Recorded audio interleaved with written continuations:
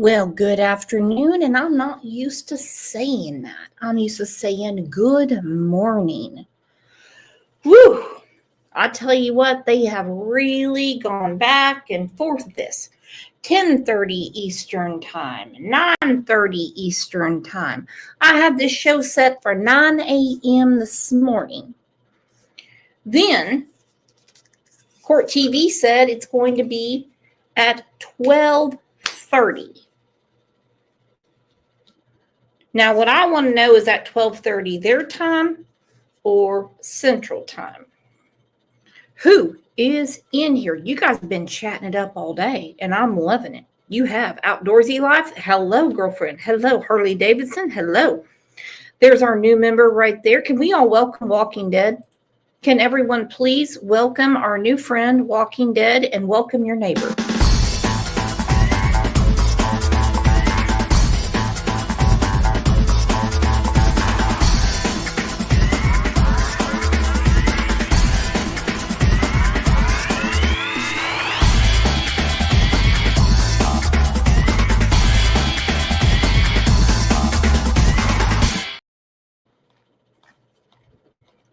So glad for new people to join, like Walking Dead. Hold on. Hold on. Who did I see? Give me a second. Just me said howdy, folks. Now, let me tell you what. That is true dedication to a case. You know why? Because Just Me is in the hospital right now with pneumonia. Yes, she is. So I want everyone to put their hands together, take their hats off, pray however the way you do it, and give our girl and one of my best friends in my entire life a huge get well soon.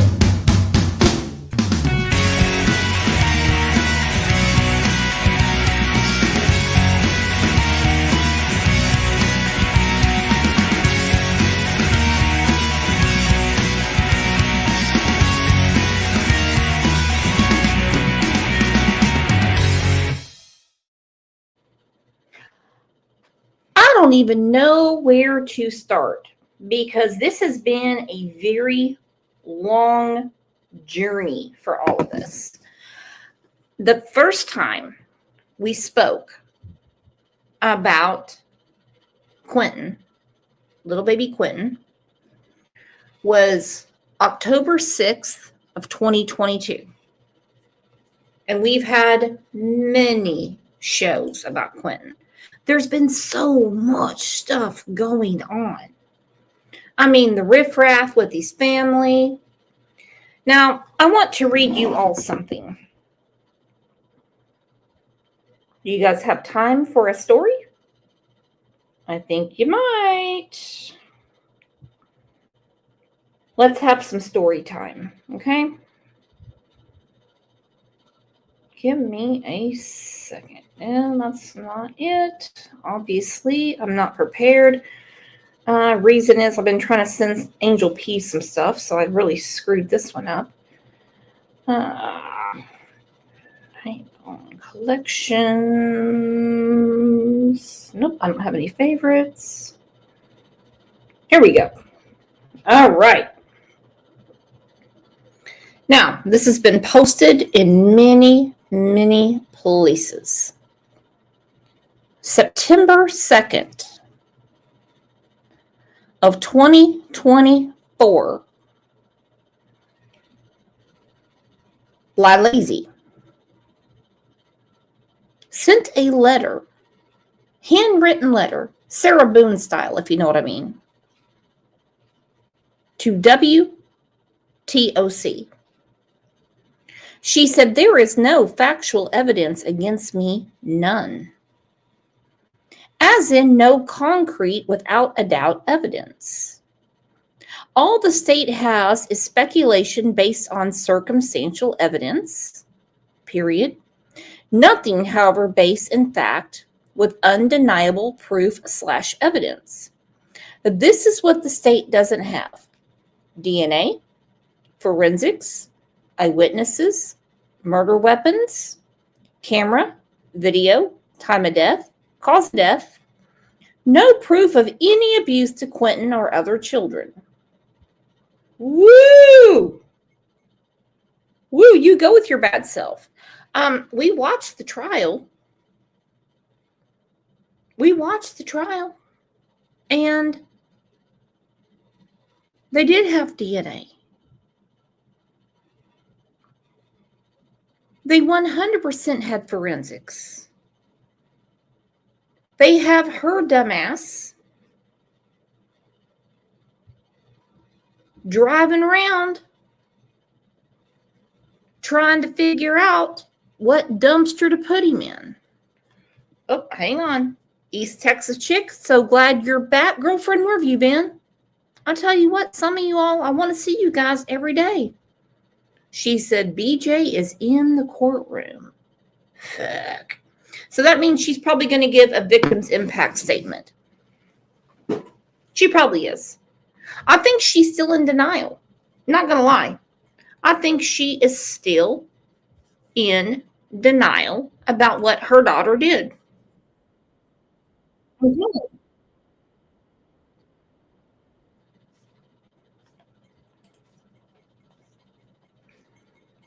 There's a certain creator that owes people a lot of money on 2 separate cases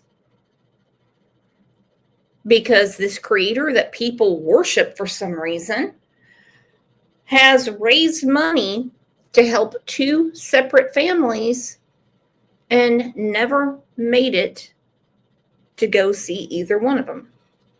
Good Lord. I can't help it. I can't help these people. I just can't. Thank you, Wanda Green. Wanda Green said she might be afraid justice is coming for her. Debbie said she should be in prison too. Ooh, I think so. Look at this, Barb Murray. Ooh. Barb Murray said, call her out, girl, and I will. Voices behind the Krusty Balls. She has taken up for so many people. I know of the Wells family, and I know of Billy Joe Howell. And she has raised money to go see them.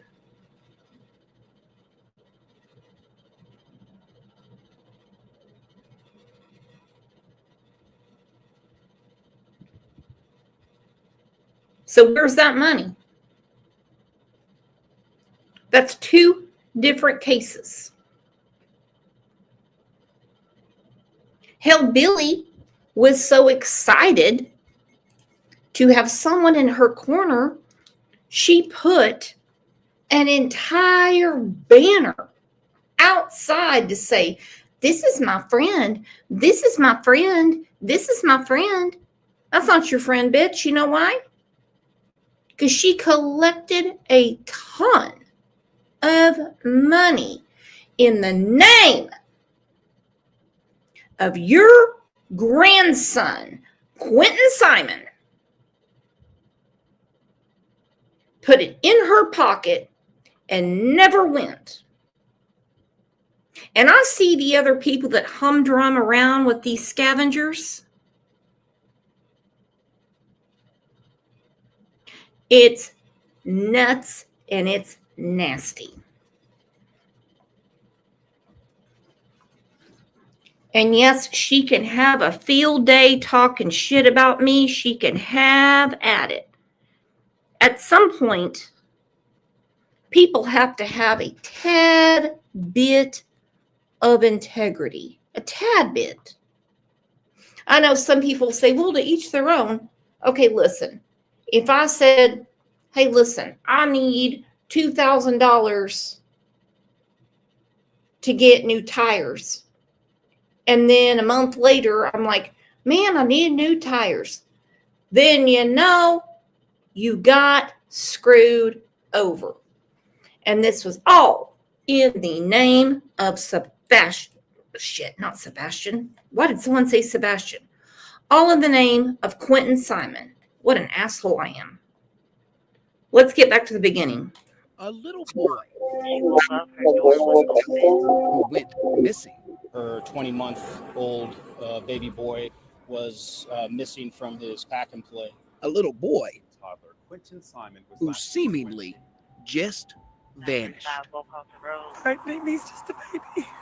Taken. Then someone came in and took him. Grandpa called Leilani Simon a liar on day 2 of this search. I should not have been out of town. You shouldn't have. Everybody that was in and out of that house during the time surrounding this baby's disappearance, get them to agree to a polygraph and start pinging their phones. A little boy whose case became a headline. The search continues this morning in Georgia for a missing toddler named. Let me ask all of you. What about this case grabbed you? Was it the drama from the family? Was it the, I don't know who did anything to him? Could it be Lazy? Could it be Danny? Or was it this little face and eyes?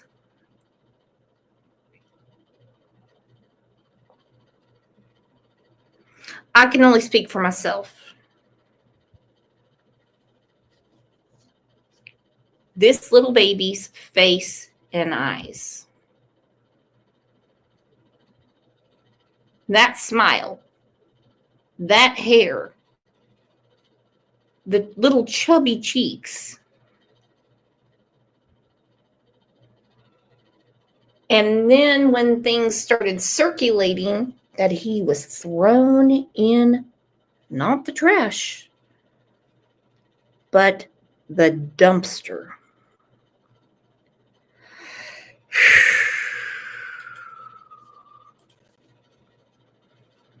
And then you see people coming out of the woodwork to defend Leilani and defend Billy Joe.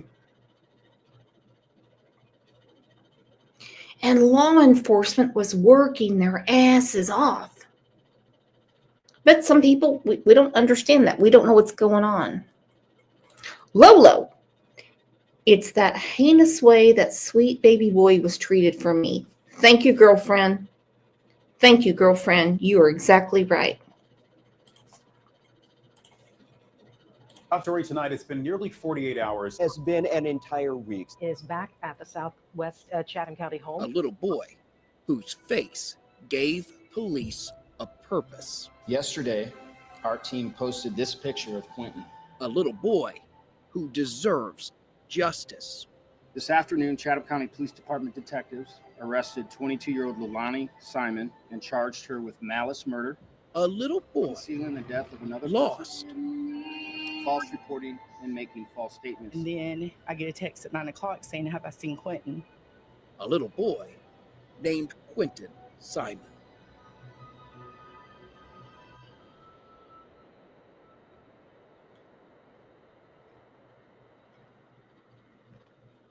"66 days. That is how long it's been since anyone has seen Quentin Simon alive.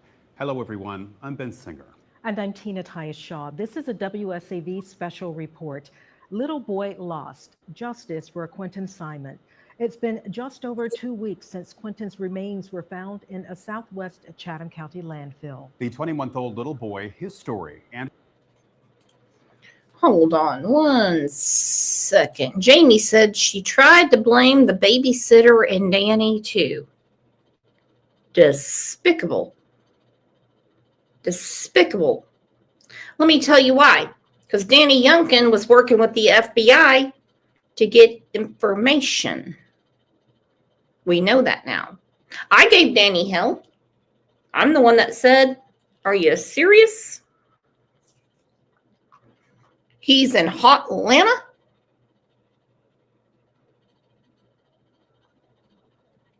He's in hot Atlanta now?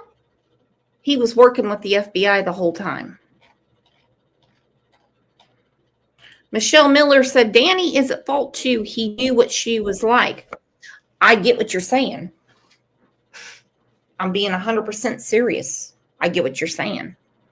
Unfortunately, we can't perceive what somebody might do.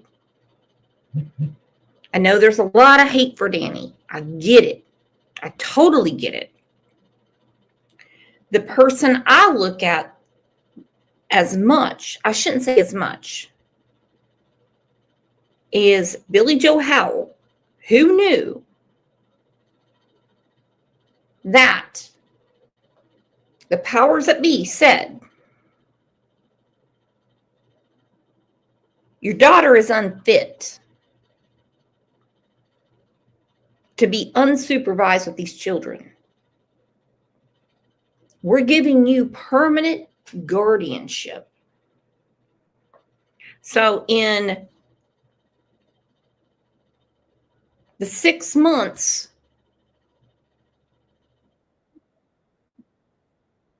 hold on, I'll get back to that. Please be seated and come to order. All right. Good morning, everyone. Good morning. I had a long morning. Good afternoon, everyone. Okay. Would you please bring out Ms. Simon?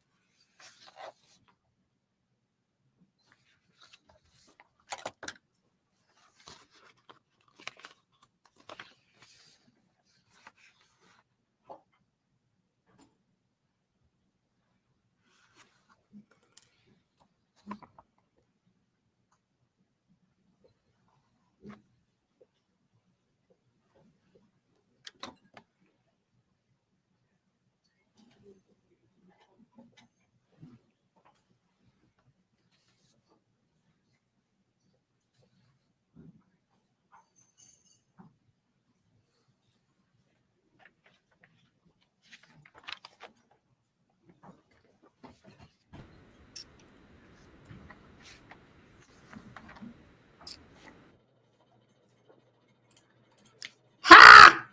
She's got her damn jail clothes on. Shit.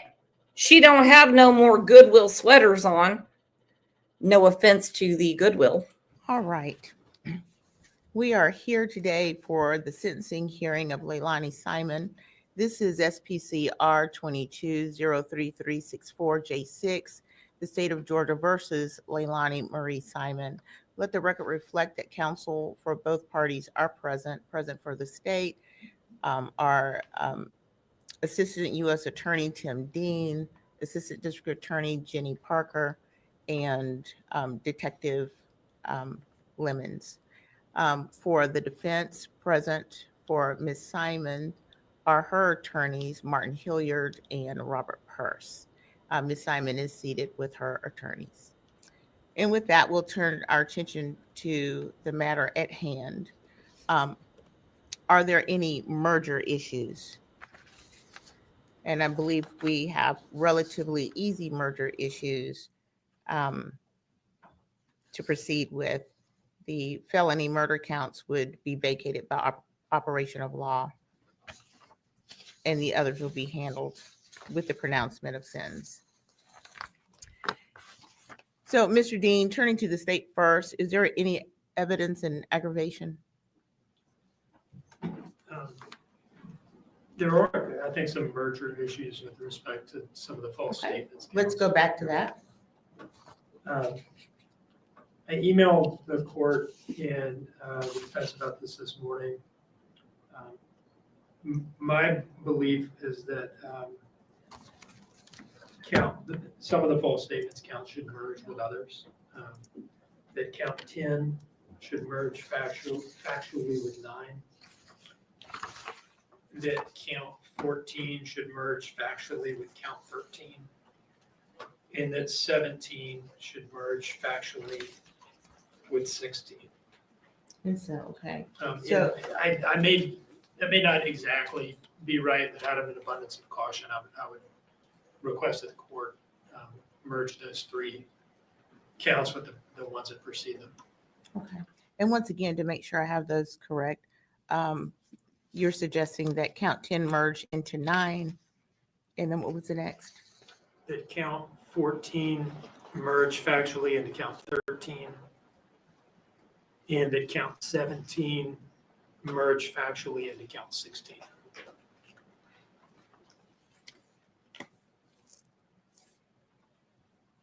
All right, thank you.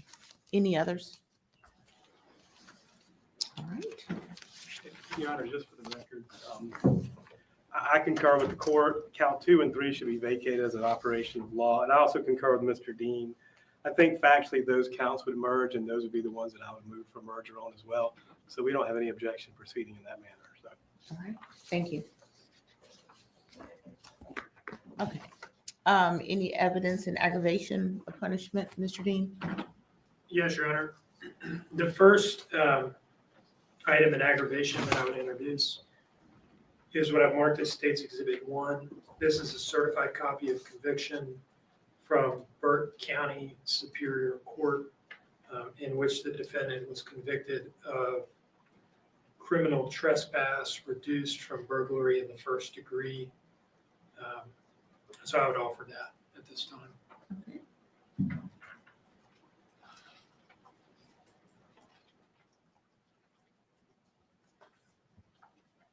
I don't think it triggers any recidivist punishment, Judge, and it's an appropriate copy, but no objection, but I don't think it does anything to trigger 1710-7. All right.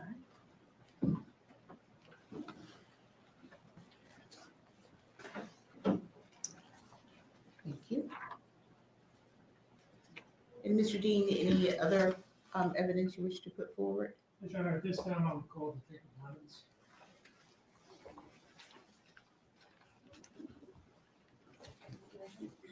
The evidence you shall give the court on the issue pending shall be the truth, the whole truth, and nothing but the truth, so help you God? Yes, ma'am.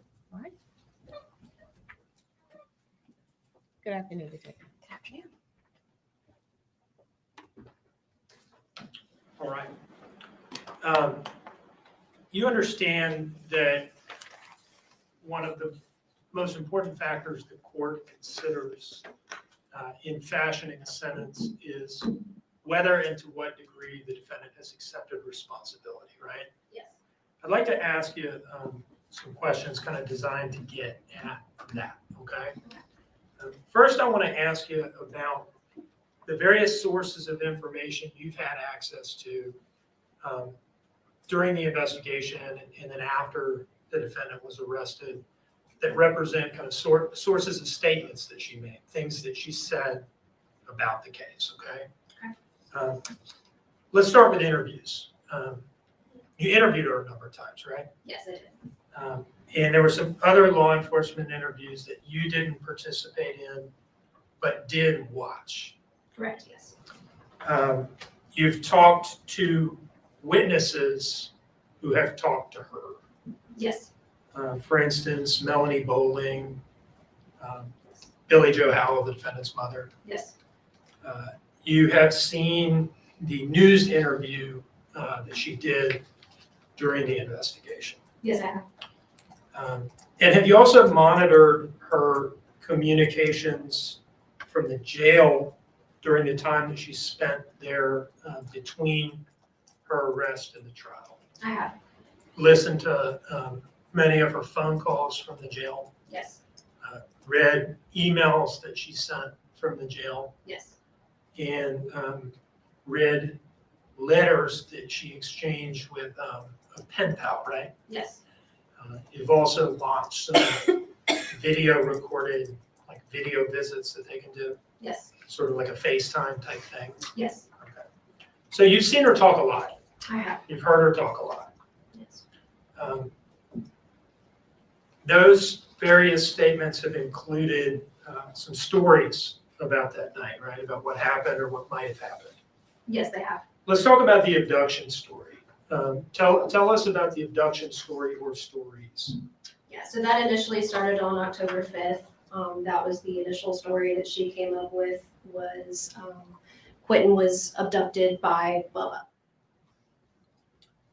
And was there a version of the abduction story at some point that involved not Bubba as the alleged kidnapper, but strangers, unknown strangers? Yes, on that first day after we had confirmation from the FBI office in Augusta that Bubba was most likely not going to be involved, she started mentioning, you know, random vehicles that had followed her throughout the night or had stopped in front of her house, just trying to cast suspicion on those. What about Michelle McCarta, Quentin and his siblings' babysitter? Did she ever feature in any version of the abduction story offered by the defendant? Yes, there's a few times where she tried to say that possibly Michelle McCarta was involved. So as to the abduction story, it's taken various forms. Bubba took him, maybe a stranger took him, maybe Michelle took him, right? Correct. There's also a story, or maybe multiple versions of variants on the same story, alleging that Danny was involved or Danny did it or something along those lines. Yes. Can you tell us about that story or stories? Yeah. So the Danny possibly being involved started shortly after Daniel left. That was brought up in a text message to Savannah Solomon on October 24th and during our interview on the 31st of October. It's also been mentioned a number of times in our jail calls, just various versions of that story. It has included the claim that Danny was actually the one at the dumpsters at 1:20 or so in the morning on October 5th, right? Yeah, that was the story from October 31st. Is it wasn't her at the dumpster, it was actually Daniel. There's also been a different version from her in which she suggests that, oh, actually, no, he threw him in some other trash receptacle on his way to work after the sun had come up, right? Yes. And so as to Danny, two different versions of the Danny did it story, right? Yes, it is. At some point, did she try out something that I'll call the bathtub theory on you? Yes. Tell us about that. So in her final interview on November 21st, she did mention that possibly something happened to Quentin in the bathtub. That one was shortly, discarded as an untrue, theory, based on the fact that Paul got home after the bathtub. All sorts of other parties can confirm Quentin was still alive after he took a bath. All right, so I'd like to ask you a couple questions about all these different stories, things she said, things she didn't say. First of all, as we talked about, some of these stories involve her kind of casually accusing other people or implicating other people, right? They do, yes. Did you ever hear from her any reluctance, apprehension, or hesitance about throwing these other innocent people's names out there as potentially being responsible? No. Now, remember in the news interview, and I think in the October 12th interview with Special Agent Snyder and Special Agent Solomon, she said some things about being willing to take responsibility if it came to light that she was the one who had done this, right? She said that, yes. In all of these statements of hers that you've listened to, the interviews, things witnesses have told you she said, jail communications and so forth, at any point, has she ever actually accepted responsibility for what she's now been convicted of? No, she hasn't. Now, she sometime relatively recently wrote a letter to a local news station, right? Yes, she did. Do you see in front of you a document marked as States Exhibit 2? Yes, I do. Is that a copy of that letter? It is. Where did that letter come from? It is from the WTOC website, and it's signed by Leilani Simon at the bottom. And WTOC website is they're a respected news organization, and they're posting it saying, this is a letter she sent to us. Yes. Right? Your Honor, I would offer this into evidence as States Exhibit 2. Any objection? No objection, Judge. States Exhibit 2 is admitted. What's the date of this letter? September 2nd, 2024. So a little more than a month before trial, maybe 5 weeks before trial. Yes. Now that this has been admitted into evidence, could you just read it for us? Sure. WTOC, there is no factual evidence against me, none. As in no concrete, without a doubt evidence. All the state has is speculation based on circumstantial evidence, nothing, however, based in fact with undeniable proof/evidence. This is what the state doesn't have. No DNA evidence, no forensic evidence, no eyewitnesses, no murder weapon, no camera/video evidence, no time of death to prove I was at home during tragedy, no cause of death, no proof of any previous abuse to Quentin or other children. I understand if you're skeptical of what I just wrote, but I assure it's the truth, it's fact. I implore you to do your own investigation into my claims to confirm. The public deserves to hear, to know some of the facts of this case, and not only speculation based in circumstantial evidence. I firmly believe that if the investigators weren't mainly focused on me from day one of the investigation, that they may have found the evidence they lack and therefore the actual murderer. They, in quotations, the state, are attempting to railroad me instead of admitting they have accused the wrong person for the past almost 2 years. Leilani Simon. Thank you. Now, is it fair to say that in that letter, she's kind of holding herself out as like a detached commentator upon the state of the evidence and not like, the person who was there and threw him in the dumpster and knows exactly what happened? Yeah, I would agree with that. Now, I'd like to ask you some questions about her behavior during the investigation. And, a lot of her behavior in the investigation was charged in the indictment in the form of false statements. I want to ask you about a couple of things that did not come into evidence at trial. Okay. The first is something that occurred on October 5th, right? That's day one. Yes. That is when the defendant, Paul Simon and Daniel Youngkin, were at the Chatham County Police Department for a fairly long period of time for a series of interviews, right? Yes. Was there, and that was at a time very early on where she's representing the police, that Quentin has been abducted and she doesn't know whether he's safe or not, dead or alive, right? Yes. Was there a point where she was captured on camera asking Paul whether he had any weed to smoke when they left there? Yes, there was. Can you tell us a little bit about that? So after everyone's individual interviews were concluded, my team was trying to arrange transport to get them back home. We had all three of them in the interview room together. During that time, Leilani asked Paul if he has marijuana at the house. Now, moving forward from that, another incident that wasn't introduced into evidence at trial, the Stingrays incident. Okay. Okay.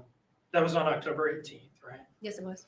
And that is the day that the Chatham County Police Department announced that they believed Quentin to be dead, to be located in the landfill, right? Yes, it was. Can you tell us about the Stingrays incident? First of all, let me ask you this. Have you reviewed video footage from Stingrays depicting the defendant and her activities there? Yes. And did you interview or talk to her waiter that day, a young man by the name of Zach? Yes, I have. Okay. Just kind of give us the broad contours of what happened at Stingrays based on that review. Yeah. So like you said, November 18th is when our social media liaison announced to the public that we were looking for Quentin in the landfill. November October 18th. Okay. Yeah, excuse me. And on that day, my team received notice that Leilani and her family had gone out to Stingrays, which is a bar restaurant on Tybee, and that they were out there partying. I interviewed Zach Anderson, who was their waiter at the time, and he told us about her behavior out there, how she was flirtatious. Everyone was drinking, cheersing, and seeming to have a very good time. And he said that she consumed numerous alcoholic beverages, right? Yes. That she became noticeably, I guess if not drunk, at least tipsy or something along those lines. Yes. And that she was behaving in a flirtatious manner towards him. Yes. In her November 21 interview, the day of the final interview on the day of her arrest, you brought up the Stingrays incident, right? Yes, I did. And that was in the context of explaining to her that from your perspective, she had not behaved in a way that comported with what she was saying happened, that she's a victim of an abduction, right? Yes. And did she tell you a lie in that interview about what had happened at Stingrays? Yes, she did. And what was that? That she was not consuming alcohol that night. Is it fair to say that we did not charge all of the lies that she told you as false statements in this indictment? We did not.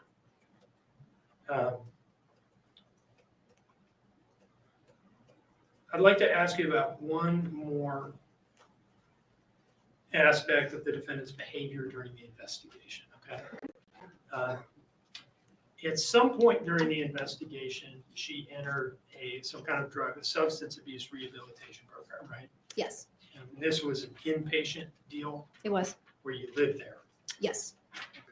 Okay. And was she kicked out at some point? That's what we were told, yes. And when was she kicked out? November 21st. That's the day of the final interview and her arrest? Yes, it is. Why was she kicked out of rehab? We were told it was fraternization with the other people in rehab. Specifically male Yes. patients at the facility? Yes. Now, I'd like to ask you a little bit about her behavior during her pretrial incarceration, like after she's arrested but before trial, okay? Okay. She was housed the entire time at the Chatham County Detention Center, correct? Yes. While there, is it fair to say she's had interactions with a number of men who are not incarcerated at that facility? Yes, she has. Both over the phone and electronically otherwise? Yes. Messages and so forth? Yes. Has she maintained a long-running pen pal relationship with a child molester incarcerated in the state of Wisconsin? Yes, she has. Can you tell us a little bit about that? I'm not sure the exact start date. It was well over a year ago when they began communicating, and they regularly send letters to each other. They refer to each other as husband and wife. And more recently, has she begun having like video visits, remote video visits with a convicted felon from the Boston area, a man? Yes. Can you tell us a little bit about that, please? That's one of the more recent ones.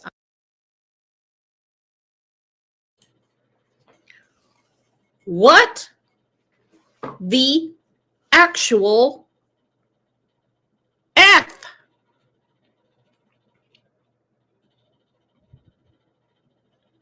What a loser.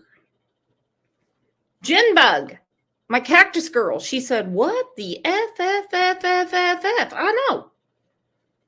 They're calling each other husband and wife. Did she not have other things going on besides getting her groove on? Bamacat said, Dolly Vision is in the courtroom. Well, he can go get an autograph for all of us from Leilani. I'll send a text message here in a minute. This is making me damn sick. Goodness. He's an individual that reached out to her saying that he wanted to be friends with her and gives her money on her books, and they have started video visitation. And separate and apart from her interactions with those two men,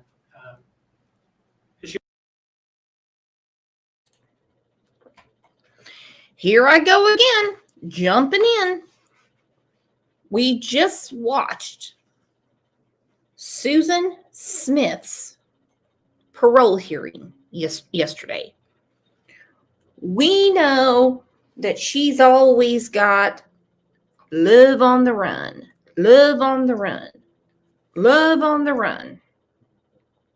She's always got some dude putting money on her books, selling homes that belong to their mothers so she can have the money. Susan Smith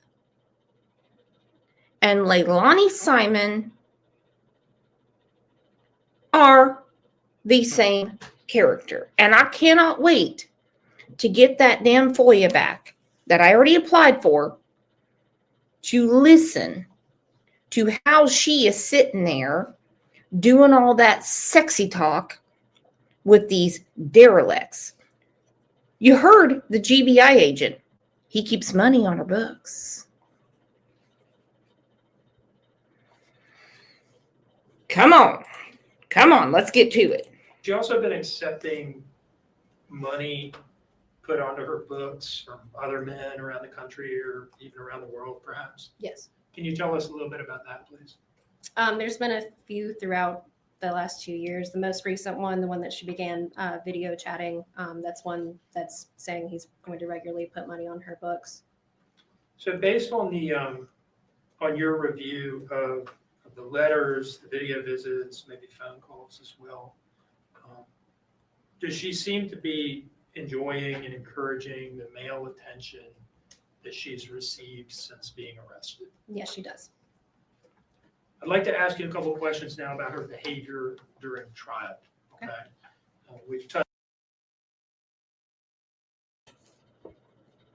We'll get to that in a second. Listen, I don't like to pick on people's looks, all right? But the new OnlyFans Prisoners Club is making me want to barf my face off, okay? Wants to make me barf my face off. She gets to video chat with these preverts that honestly believe she's innocent, or to be quite honest, they don't care.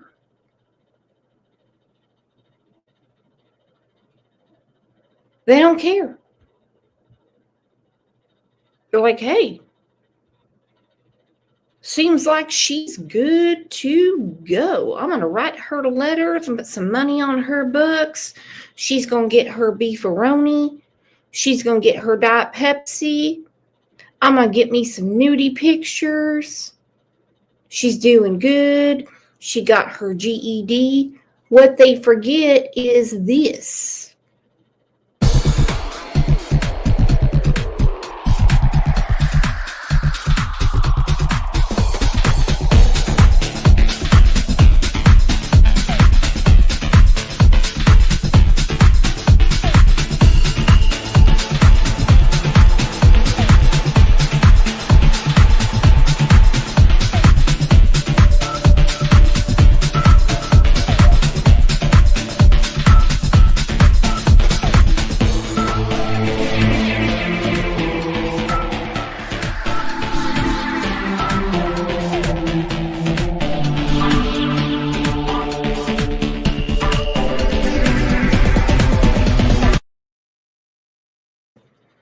And look at her fat ass walking around on those concrete floors with those prison crocs, those county crocs, I call them, with the county haircut, eating all the county carbs.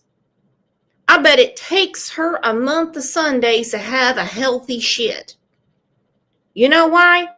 Because she has no cushion in her feet. And all she does is march around and wait for her next letter. You nasty thing. Touched on her behavior during the investigation and her behavior during pretrial incarceration. But let's talk about the trial, okay? Okay. Do you remember an incident during the trial where I brought up the fact that to my eye, she could be seen visibly mouthing during Talia McCarty's testimony, either something along the lines of, "That's a fucking lie," or "She's a fucking liar," or something like that. Yes.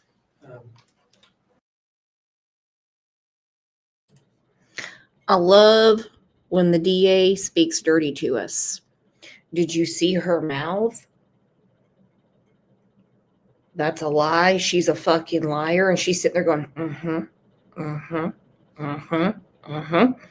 And so for those, that we see a lot of different cases and they're like, why is nobody watching YouTube? Didn't they hear what this person said last night? Didn't they hear? They have their own intelligence to watch this shit. I'll tell you what. Good Lord. And now I feel bad for Chief Huff in Fruitland, Idaho, because Snow is now after the DA in Savannah, Georgia. Thank you, Sleuth Station, for the Crime Lines and Lies membership. I don't know what the hell Snow's doing right now. I'd hate to know. Damn. Because she is watching the DA. Damn. Have you gone back and reviewed some of the broadcasted footage of this trial? Yes, I have. And have you located that incident in the footage available online? Yes. And has it been clipped into like a 1.5 minute clip and placed on a disc? Yes, it has. Is that what's contained on the disc in front of you, marked State's Exhibit 3? Yes, it is. And can you tell us, well, at this time, you're going to offer that into evidence as State's Exhibit 3? I don't care, Judge. No objection. Okay, Exhibit 3 is admitted. Now, Your Honor, I had intended to publish that, but there are a lot of people and equipment over here where I would set up my computer, so I'm not going to do that. But it will be in evidence for the court to review should the court see fit to do that. Without the ability to readily play it here, can I just ask you to describe what is depicted in that clip? Sure. You can hear Talia in the background talking about Leilani's referencing Bubba and Quentin and how Quentin looks like Bubba. And then during that, it shows Leilani's face during the trial, and she's saying, "That's a fucking lie." And did she appear to you to be talking to her lawyer when she said that? No. Now, did you keep an eye on the defendant throughout the trial to one degree or another? Yes. And did you have the opportunity to observe when, if at all, she displayed any visible emotion versus when she did not? Yes. What is your sense of the point in the trial where she displayed any visible emotion versus when she did not? Yes. What is your sense of the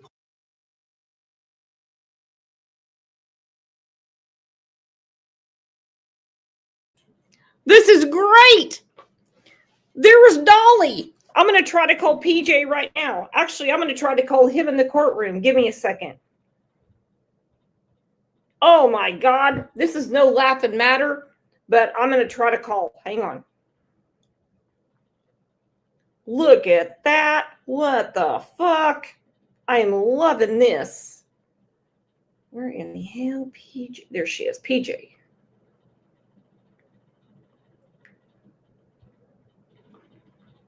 Your call has been forwarded to an automated voice messaging system. How rude. point in the trial where she displayed the most clear, visible emotion? I mean, aside from what we've just talked about, but I guess the emotion of sadness or being upset. I would say the verdict would be where she was more visually upset.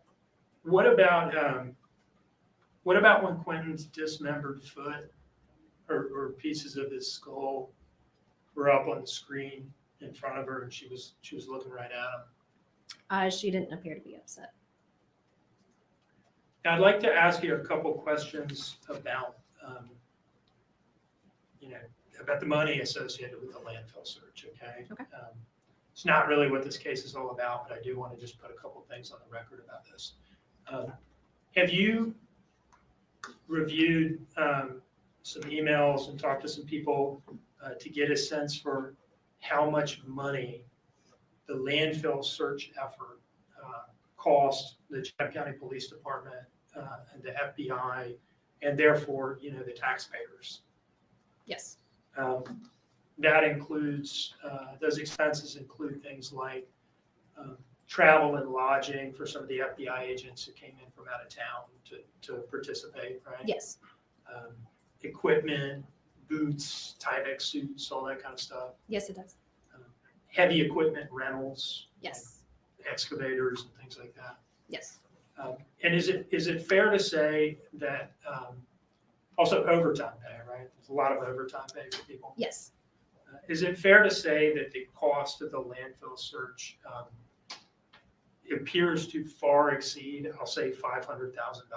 Yes, it does. Now, I'd like to ask you a couple questions about the impact of Quentin's murder on the community. Okay. As the lead detective for the Chatham County Police Department, have you had the opportunity to get a sense for the community impact of this case? I would say so, yes. And can you tell us a little bit about that? I know my office, as well as the district attorney's office, has received phone calls from people thanking them and us for, finding justice and finding his body. I've had several people reach out to me to say how much it means that we were able to find him, really more than anything.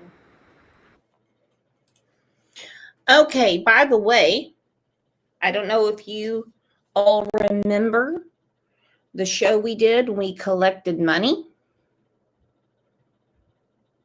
And yes, we did. And because of all of you fine people and my husband getting paid on Friday, we sent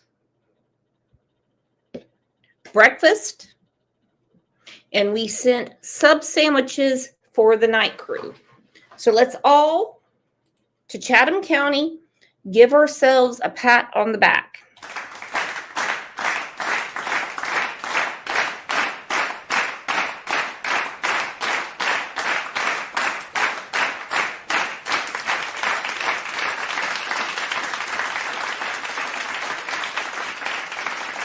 The attorney's office has received phone calls from people thanking them and us for, finding justice and finding his body. I've had several people reach out to me to say how much it means that we were able to find him, really more than anything.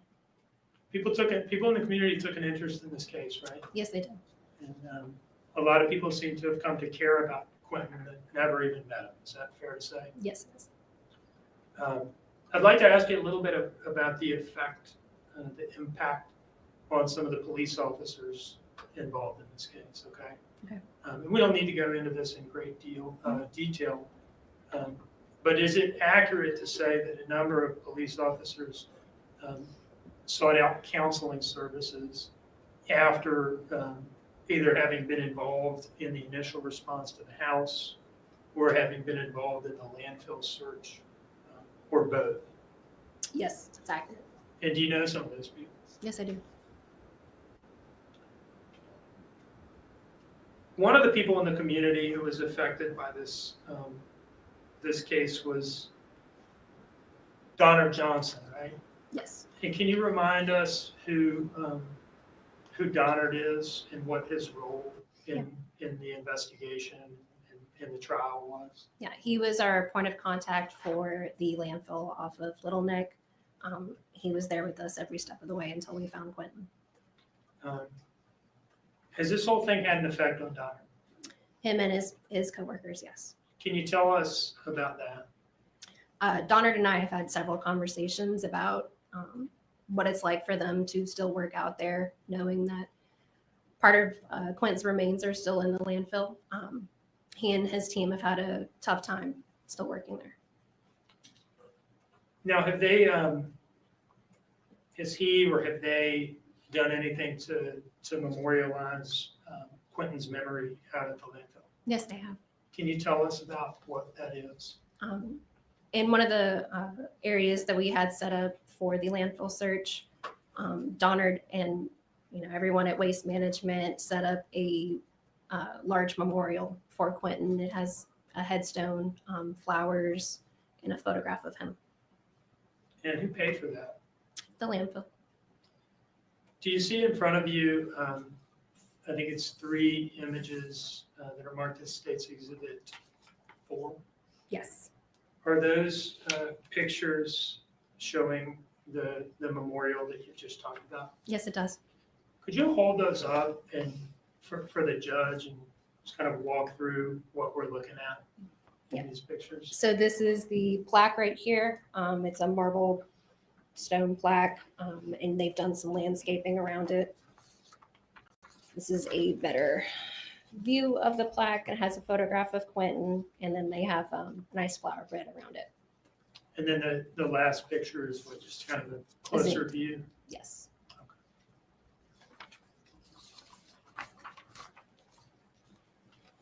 One moment, please.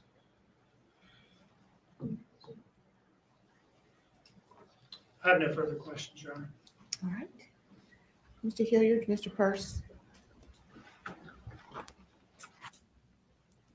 Detective Lemons, have you had multiple theories in this case when you first got it of what happened? Yes. Okay, were all of those theories true? No. Okay. So when you discarded the theories that weren't, did that make you a liar? No, they were based off of evidence that we found. Okay. So when you're throwing out a theory, doesn't necessarily make you a liar if that theory doesn't pan out, does it? It does. No. It does or it does not? Restate your question, please. If you're throwing out a theory and the theory doesn't pan out, it doesn't mean you were a liar when you threw out a theory, does it? No. Okay. Now, Mr. Dean asked you a bunch of questions. Simon's been convicted of this charge, but let's go ahead and, since Mr. Dean asked the question, do you exactly know the manner or method in which Quentin Simon died? No. Do you know whether or not there was any DNA evidence that showed how he died or who the perpetrator was? No. Okay. So all of these statements that Mr. Dean had you run through are factually correct, are they not? They are. Okay. So again, it's not a misstatement, was it? No. Okay. Now let's talk about the other evidence, the evidence that Mr. Dean just elicited too. I understand we're here, the verdict's been rendered, but does asking to smoke weed tell you how Quentin Simon died? No. Okay. Does getting drunk at Stingrays tell you how Quentin Simon died? No. Okay. Does having an electronic relationship with a child molester from Wisconsin tell you how Quentin Simon died? No. Okay. Does fraternizing with someone in drug treatment tell you how Quentin Simon died? No. Okay. Does a criminal trespass conviction tell you how Quentin Simon died? No. Okay. So disagreeing with what Talia McCarty said, saying she's a liar, does that tell you how Quentin Simon died? No. Okay. So I'm just curious, how do any of these things add to aggravation? I think it shows her state of mind during it all and her lack of responsibility and disdain for her child. Okay. And that's your opinion, correct? It is. And that's the opinion that has just been driving this case since October 5th of 2022, isn't it? No. Call the questions. Anything further? Not for this witness, Your Honor. All right. Detective, you may step down.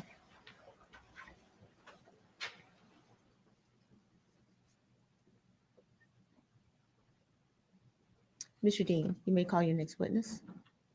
Your Honor, I understand that Talia McCarty would like to address the court, so we would call her now. Okay.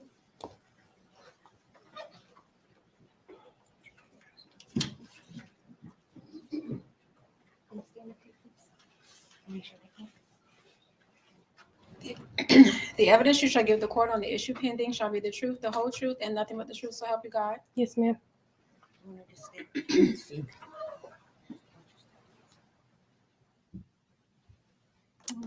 Good afternoon. How are you?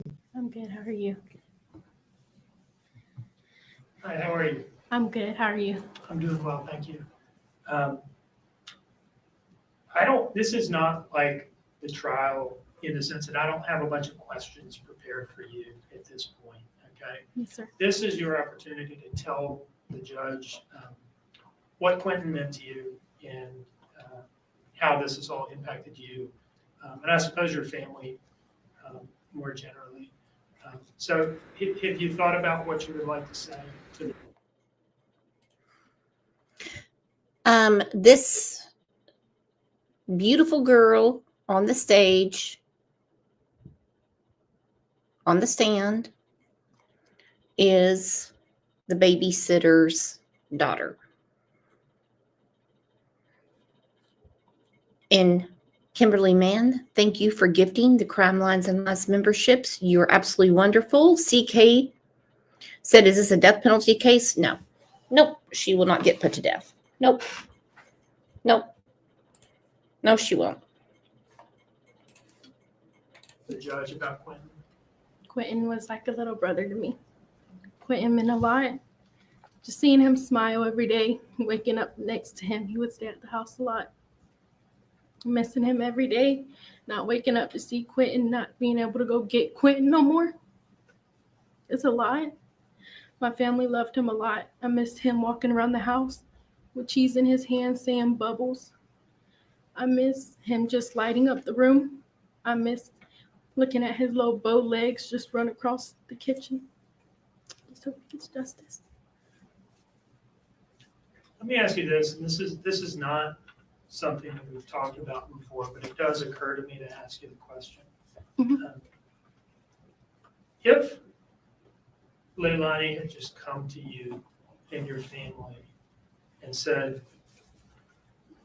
look, I can't handle all three of these children.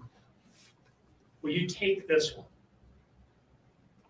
What do you think your mom would have said to that? My mom would have took Quentin in a heartbeat. There would have been no hesitation. Quentin, it was like he was blood to us. It was a connection with Quentin. It was a connection with all the kids. But Quentin, my mom would have never said no or nothing. She would have just took him in a heartbeat. She could have. One moment, please, okay. Is there anything else you'd like to say? No, sir. Thank you very much. You need to step down. Well, just a moment. Ms. I Talia? don't have any questions. Okay. All right, Mr. Dean, you may call your next witness.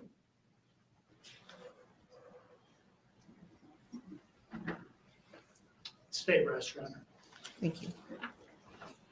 All right, turning to the defense, Mr. Hilliard, Mr. First. I'm going to call Paul Simon, Judge. Okay, Mr. Simon.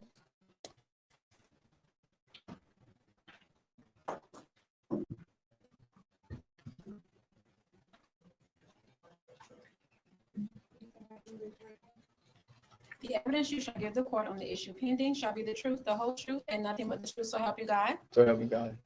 Have a seat, please. All right, good afternoon, Mr. Simon. Mr. Simon, you understand why we're here, right? And I've asked you to come forward and speak in mitigation about your sister Leilani. Okay. We're not here to argue with the verdict. The verdict's been rendered, but we are here to try and basically tell the court about Leilani. And so you've asked to speak. And is there anything you'd like to? Paul is Leilani's younger brother. He was home that day. He is not the brother that's in jail. It's Paul. He's the one that had the jury laughing, had the judge giggling. If you want, we can go back through his testimony. he said that he wasn't allowed to search for Quentin because everybody got interrogated and the FBI promised him a pizza and he's still waiting on his pizza. Miss Tracy said, "Come on, baby, you got this." You mean Paul or Leilani? Exactly. Quentin Strong. Tell the court before the court imposes sentence, Paul. So growing up, Leilani is my closest sibling. Growing up, she was always there for me whenever I needed her. Whenever I needed advice about anything, didn't matter what it was, she would always give it to me to the best of her ability. So, I mean, I love her. She's my sister. You know, I love Quentin. That's my nephew. You know, I love him just like he was my own blood. But at the end of the day, I'm not going to sit here and live in the past when all I have is days ahead of me. And I'm going to keep moving forward. Okay. And with Leilani, whenever you lived in the house when this was going on, correct? How was she with the children at that point in time? She was always pretty fair to them. I never saw her hit them. She would yell at them. But, I mean, everybody gets frustrated. So, right. I never really saw her hit them. You know, when Quentin and Zane and Sky, when they were all outside, she was out there watching them, making sure that none of them got too close to the pool. At a certain point, Zane would finally put his feet into the pool without throwing a tantrum, you know. So I never saw no abuse, never saw no bruises, besides from, like, you know, maybe Quentin running through the house and falling. I mean, can't help that. He was bow-legged. I mean, he could barely walk as it was. You were close to Quentin, weren't you? I was. He would come up to me and put his arms over my legs, and I just sit there and bounce him. 20, 30 minutes later, it's still going. You know, he'd wear me out. He'd beat me up. Well, that being said, do you have an eye towards what you think the court should do with Leilani? I mean, the court's limited to either life with or without parole. And what are you here asking the court to do with Leilani's sentence? In my opinion, she needs to spend time in prison, but at the same time, she's still extremely young. And regardless of how it looks, at the end of the day, she's still my sister.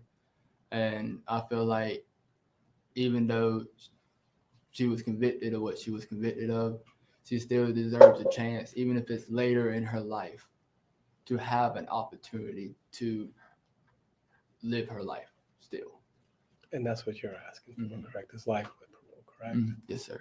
Yeah, I'm not trying to put words in your mouth. I just wanted to be clear, okay? Yes, sir. Is there anything else you wanted to tell the court about your sister? Just I love you, sister. I hope you make it through it. And Mr. Dean might have some questions for you, Paul, okay?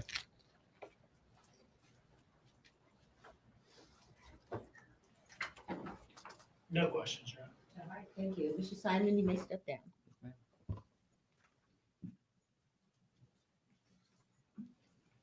Let's see, Kimberly Hill, Judge. Hill.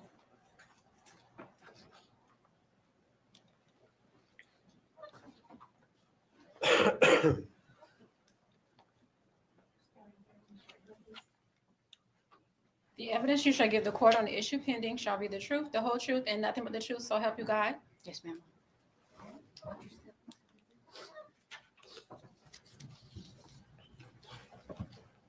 State your name, please, ma'am. My name is Kimberly Hill. Okay, and Ms. Hill, how do you know? Real quick, because this is important. Amy in Boston said, Paul said to his sister, I hope you make it. He has been drugged into what she did as well. He's been drugged into it as well. And for him to wear his hoodie on the stand, what happened to decorum?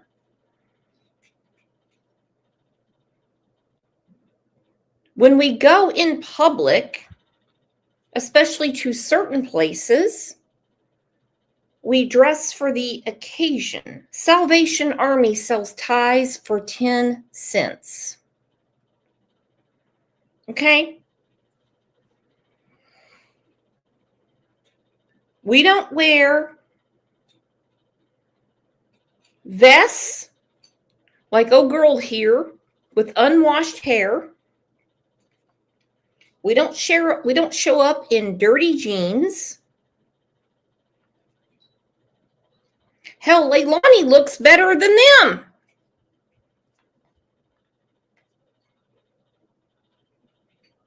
People need to dress for the occasion, okay? Don't give a rat's ass if somebody wears their sweatsuit to go get a jug of milk. But we're talking about decorum to show respect. No, Miss Leilani Simon. Me and Leilani met when we were young, 15, 16. I was 15, she was 16. Ms. Hill, I can tell you have a soft voice. I'm gonna ask you to scoot up a little bit to the mic. Is this better? That is much better. Yes, ma'am. You have to speak up. They're recording everything we say and do. I completely understand. All right. So We you- met when I was 15 and she was 16. We met through a mutual friend. Mm-hmm. We were both very young, it was before kids. And she was so kind.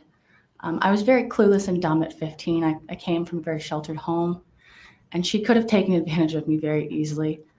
But she didn't. Instead, she showed me everything. I mean, she showed me all around Savannah. She showed me how to act and how to talk in a setting that it was very awkward as a kid. She really helped me through all of that. And drugs. I've seen her. She showed you drugs. She was very kind to me. Like I said, she had the opportunity to take advantage of me, and she didn't. She showed you drugs. We were friends for a couple of years, and I was away for about 2 years, a year and a half or so. So we didn't really get to talk that much. And by the time I reconnected, she had her first baby, and we would hang out quite often. She was always concerned about him. Always, every time I saw her, whether it was the first child or after the second child, it was always, I'm going to be better. I'm going to do better. I'm doing better. I'm working towards something better. She always made an effort, and you could tell that she cared, even if she made the wrong decisions. And you understand why we're here today, correct? Yes, sir. Okay. And what's your most recent interaction with Miss Simon? About 6 months to a year prior to everything that had happened, I did distance myself just because I could tell we were going in different directions in life. You can be honest. What did you mean by that? She was hanging around the wrong crowd from what I presumed, and I was going to college. I was getting my degree. I was working in a very professional setting, and I just didn't have time to go all the way out. It was very far where I was living. I was in Savannah. I can't remember where it was, but it was about an hour and a half near Waynesboro. It was pretty far. So it was just very difficult to see her, and I also didn't want to get caught up in anything just in case. I wasn't aware of anything, but I didn't want to be aware of anything if there was. Okay, I think we get it. She showed you around the town. She introduced you to her friends. You went to college, and you said you didn't want to be around her in case things happened. Didn't want anything to happen. Lilazy was your mentor in life, but Lilazy showed you all the ropes, and thank goodness this woman went to college and has a job. But she's looking straight across over at her mentor, sitting there in county clothes with greasy fucking hair, trying to help her get a smaller sentence. Hey, you know what?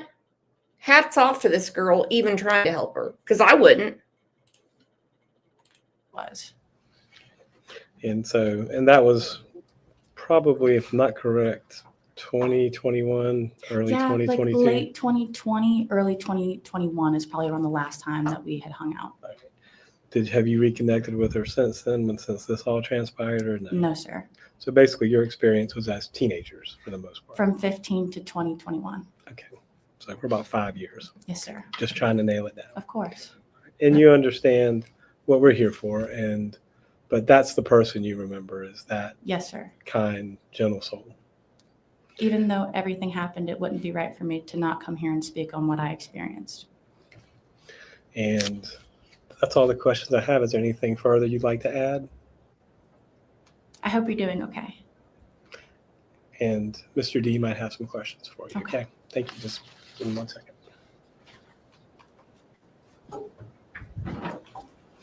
No questions, Ron. All right, Ms. Hill, you may step down. I like that. I hope you're doing. I hope you're doing okay. I hope you're doing okay. Oh damn! I heard howl. That means they're bringing up old Billy. Oh shit! It's Tommy. The evidence you shall give the court on the issue pending shall be the truth, the whole truth, and nothing but the truth, so help you God. Yes.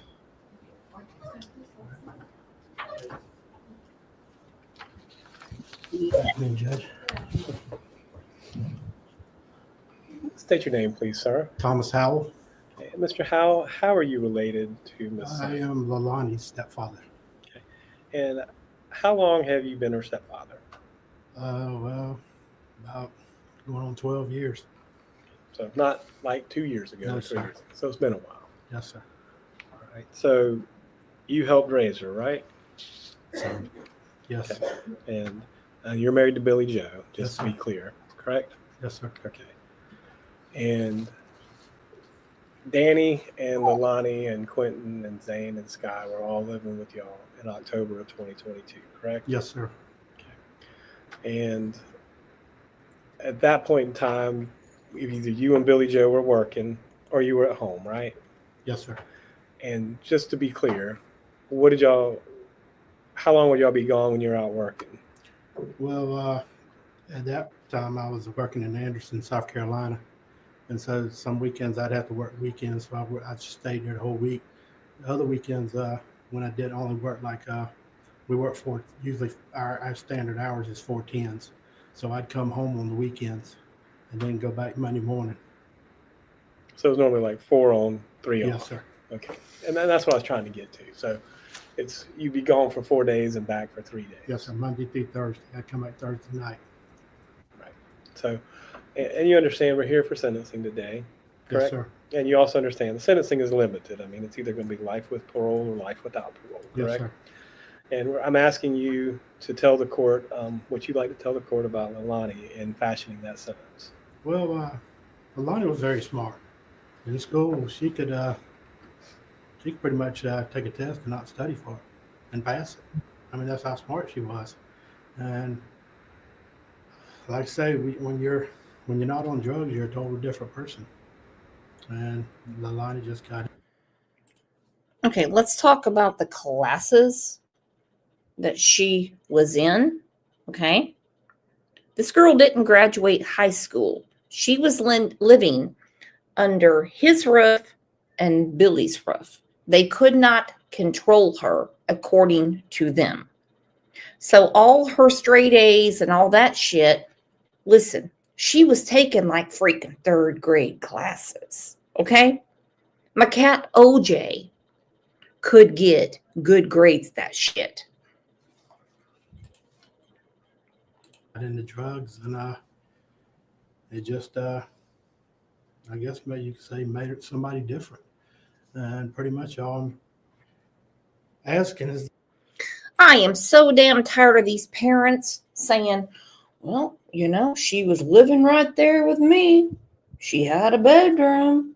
She was going to school. Then she got into drugs. There was nothing we could do about it. Fuck, you can't. What they do when they get out on their own, that's a different story. But not only did they enable the situation when she was growing up, they enabled the situation when she started having children. Miss Tracy. So he divorced Billy Joe? No, they're still together. They're still together. Good Lord, if it's up to me, I'd put them all in jail. That she have a chance one day to come out in the world and I understand, but nobody knows what happened to that young. Nothing's been proven what happened to him. And I just would ask her, one day she'd be able to walk amongst us. I probably won't be here. I'm up in age, but that she could at least be given one more chance in life instead of just putting her away and throwing away the key. Anything further you want to add, Mr. Howe? No, sir. Mr. Dean might ask you questions. All right. Okay. Sir, I have no questions for you. All right. You will sit down, Mr. Howe. Thank you. Next is Jackie Madden, Judge. Jackie Madden.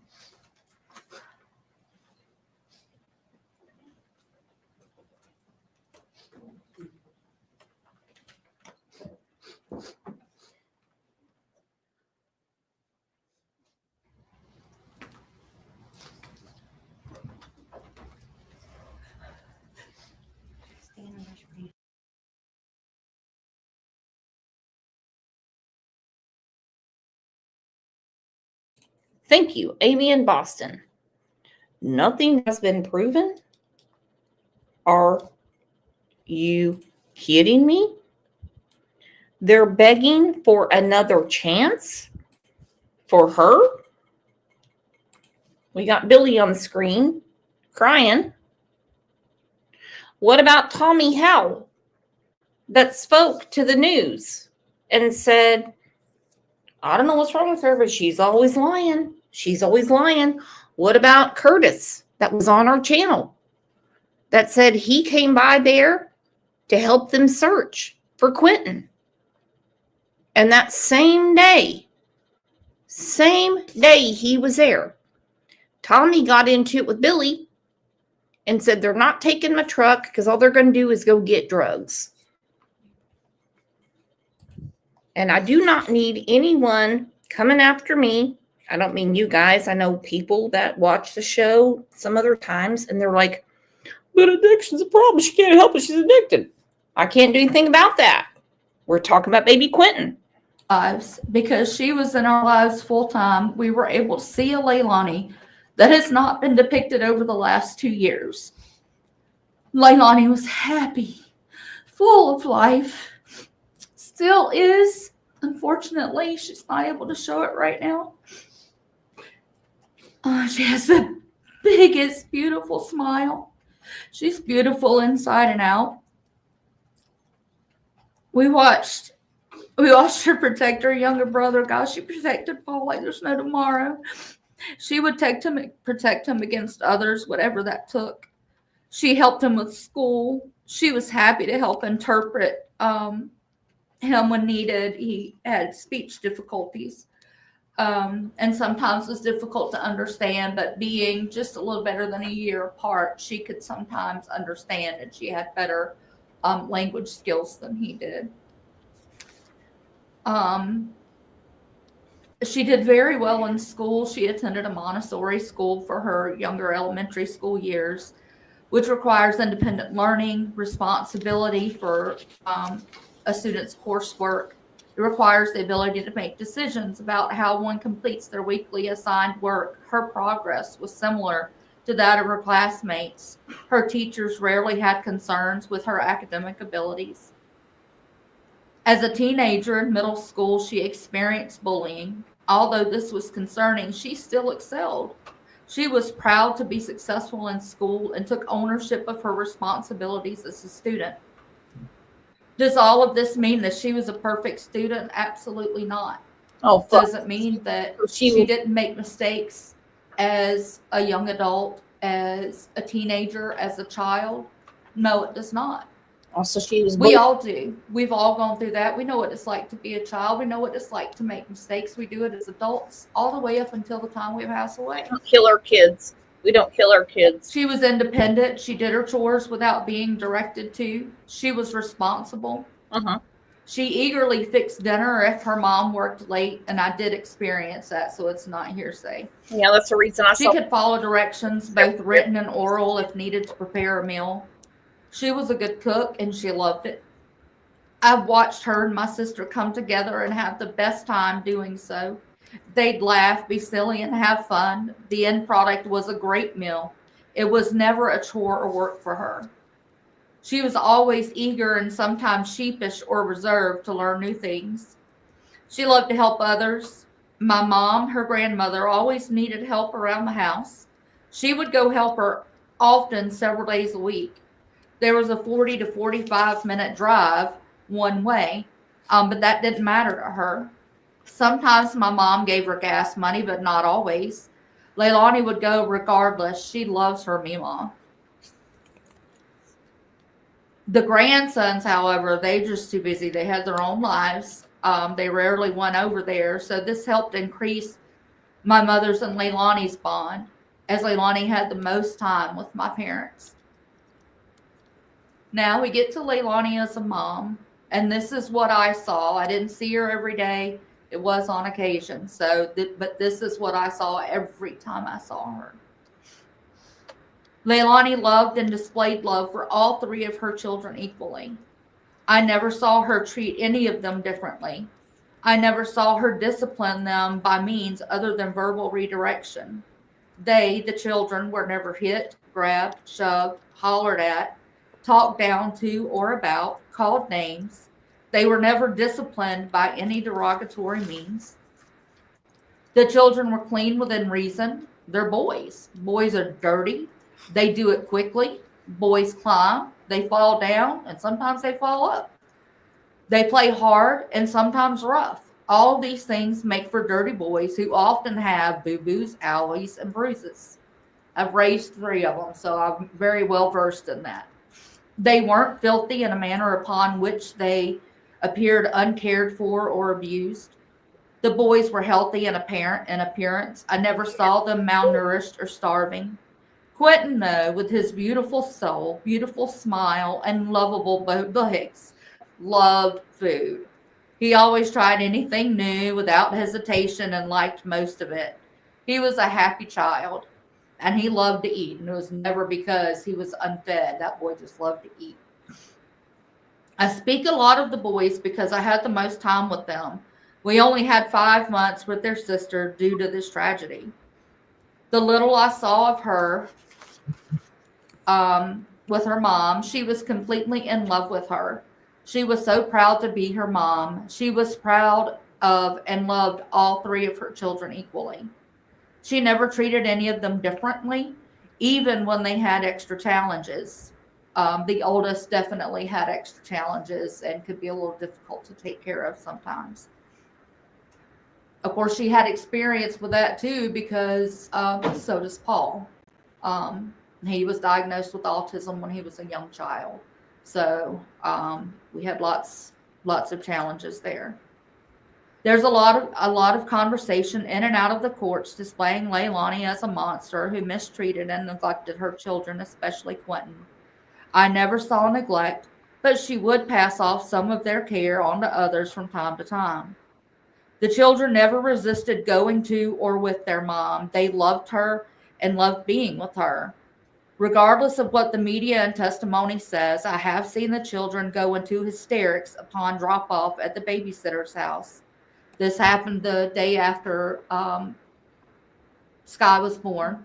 We were instructed to take the kids over there. When we did, immediately I pulled up in the driveway and both children went to crying. No, no, no, they said.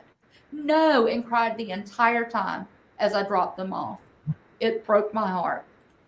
Literally broke my heart that I had to leave them there knowing that this was not the place they wanted to be. And we don't have a long-term relationship with these children. They see them every day. We don't. We see them 3-4 times a year, and that's it. But they didn't want to stay there. They wanted to go back home with us. The last time I saw Quentin,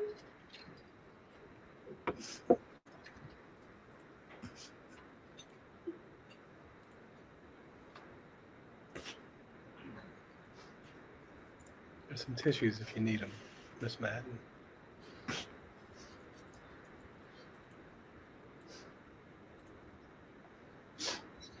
The last time was as Miss Carter's daughter. I don't remember which one it was when I dropped them off. She was taking Quentin into the house. He was the last one to go in, and he was just looking at me crying with his hands out, wanting not to go, to come back with us. That is the biggest heartbreak I will live with the rest of my life.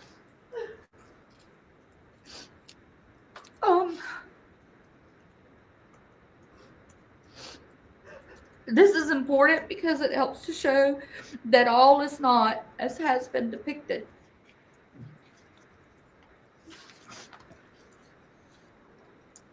All of this may seem that I'm biased or expressing or portraying Leilani as a completely different person than she is perceived to be. I'm not biased. I will tell you when you're doing wrong. Ask my sister. We have fought battle after battle after battle over the years over Leilani and Paul.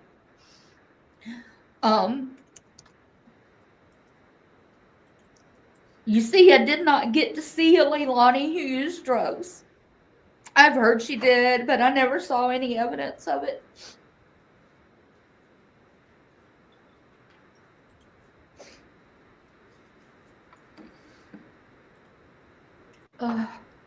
My experiences of time with Leilani only showed the Leilani I knew from the time she was a baby, as a toddler, as a child, as a preteen, as a teen, as my daughter, and as a mom. None of which was abnormal. It was all the normal things you would have growing up in life. I've already described these experiences, and they did not ever show a Leilani who was unworthy or a drug user. When Leilani moved in with her mom, my love for her never changed. I still saw her as my daughter. Sadly, for me, I chose to simply be an aunt. I chose to let my sister and her mom, chose to let my sister be her mom, not by blood, but by love, care, support, bond, and everything a mom is supposed to be. I knew I had to do this, otherwise Leilani would not get to truly form that bond that she and my sister needed, wanted, and were blessed to form.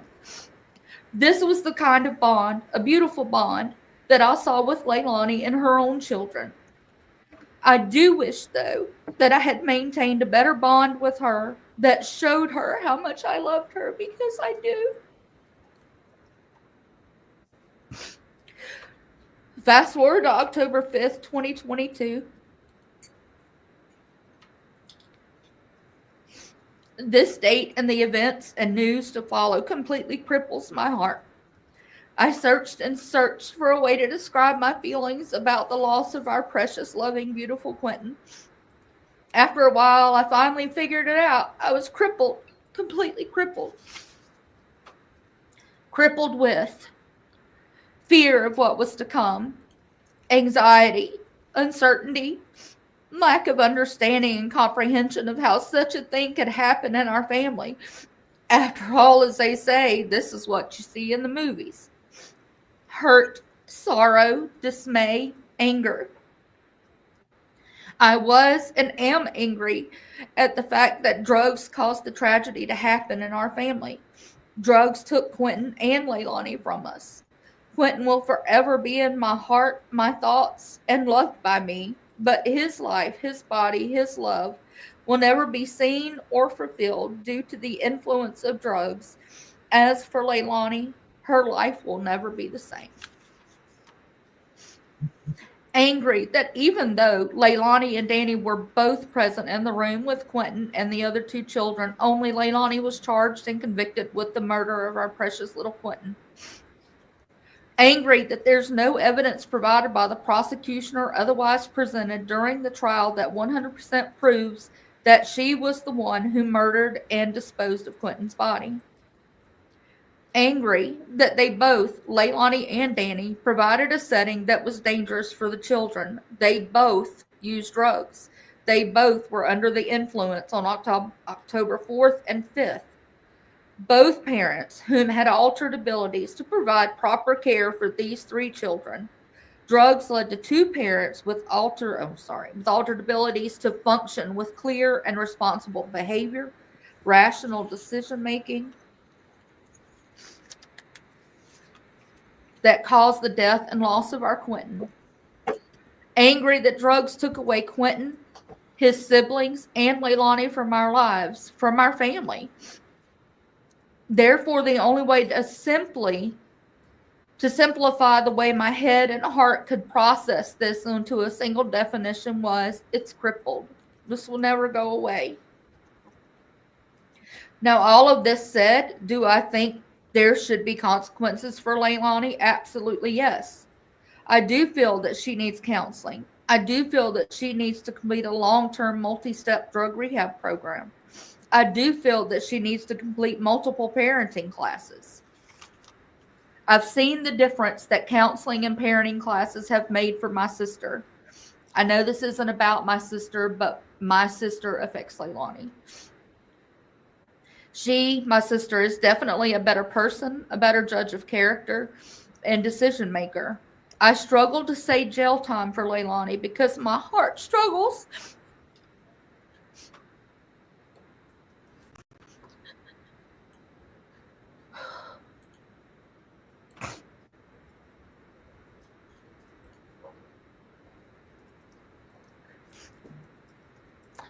My heart struggles to accept this as reality for my child, my daughter, my niece, my nephew. My love is never ending for her and her children, including Quentin. The loss of a child is the worst hurt anyone can ever feel. My own daughter, born August 2nd, 1989, at 3 months premature, weighing 1 pound 14 ounces, died on December 25th, 1989. She was born with chronic lung disease, which gave us limited time with her. I've never in my life felt such a loss, such hurt.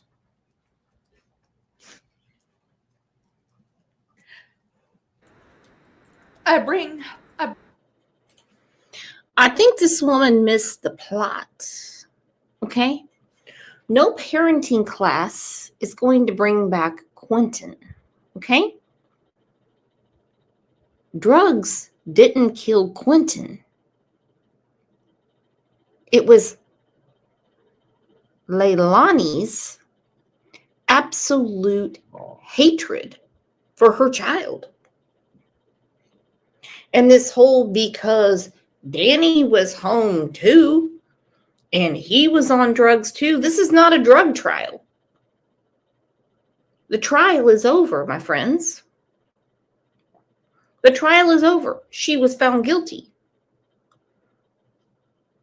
But the whole, they were all on drugs in the house. Come on. Come on. This is not about drugs. This is about murder. Who was seen with a dead baby in the back of the vehicle? This is not a drug trial. We know everyone in that house is high as a damn kite. Billy, Tommy, Leilani, Danny, Paul.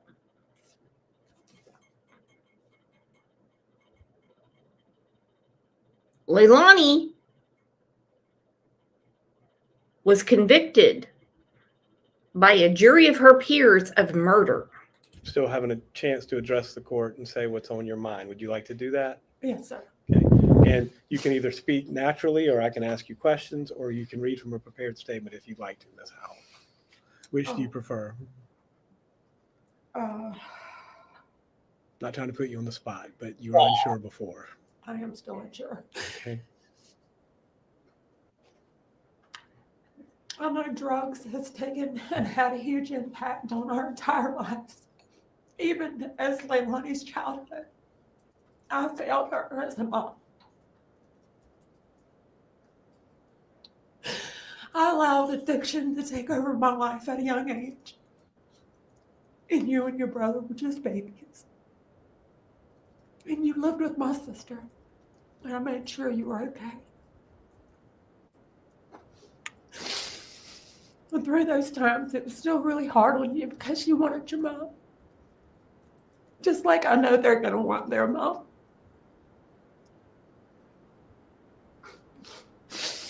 When you come to live with me, I'd already changed my life. And I'd been working really hard. But I had changed my addiction from drugs to work. And I still neglected your needs, your emotional needs. I still wasn't there for you to be a mom.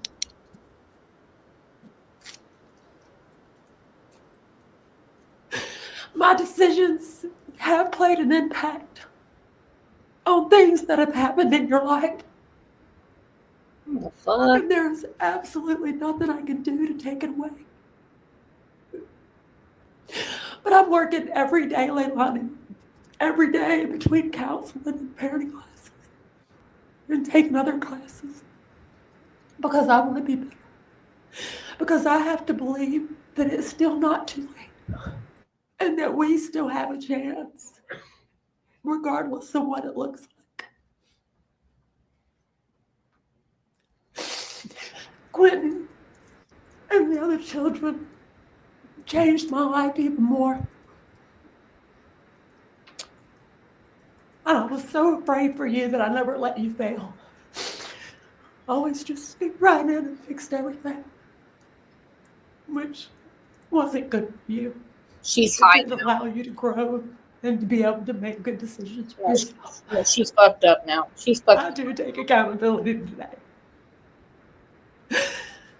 Because I should have been a better mom and a better grandma. I should have seen something. You should have not left her alone with the kids, as the court ordered you not to do. You deserved better. And so do your children. All three of them.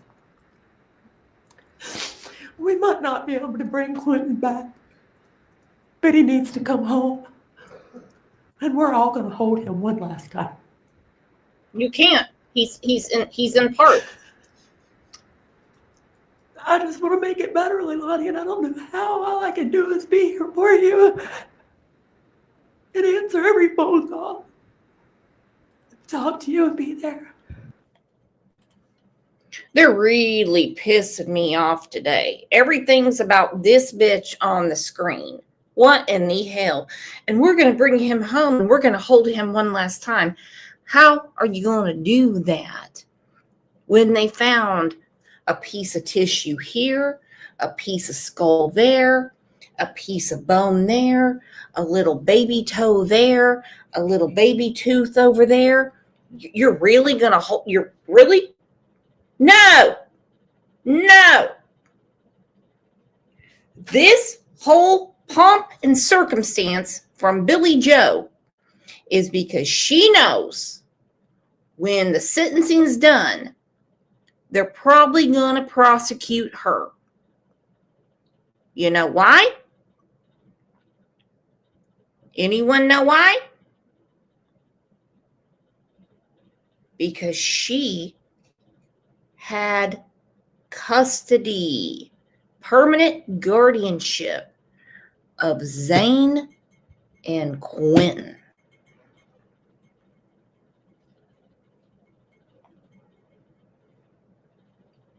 She left them with the person that the state said was unfit to be with her children. I'm here for it, though. Listen, really listen. I'm really listening. I love you, and we're going to get through it because I raised you to know that I love you unconditionally. And today I do not put conditions on that. because I love you. I love you. I love you, Leilani. Let me ask some questions. Did you ever see, we heard a lot of this during the trial. Was there ever any of this favoritism towards Zane or Sky, or Quentin was the outcast? No, sir. Never. Okay. And did you ever see Leilani maltreat or withhold food from Quentin? Never. And you understand the sentence is what Yes, can be sir. life without or life with. And do you think that Leilani is so far gone she should get a life without parole sentence? No, I don't. Because I wasn't so far gone. I'm not. And I refuse to let somebody make me believe that I am. I may be too late for a lot of things, but I'm here today. I'm here. So you're asking the court to impose a life with parole sentence, correct? Yes. Anything else you want to say before Mr. Dean asks you some questions? No, sir. That's all the questions I got, Judge. Thank you, Mr. Hilliard.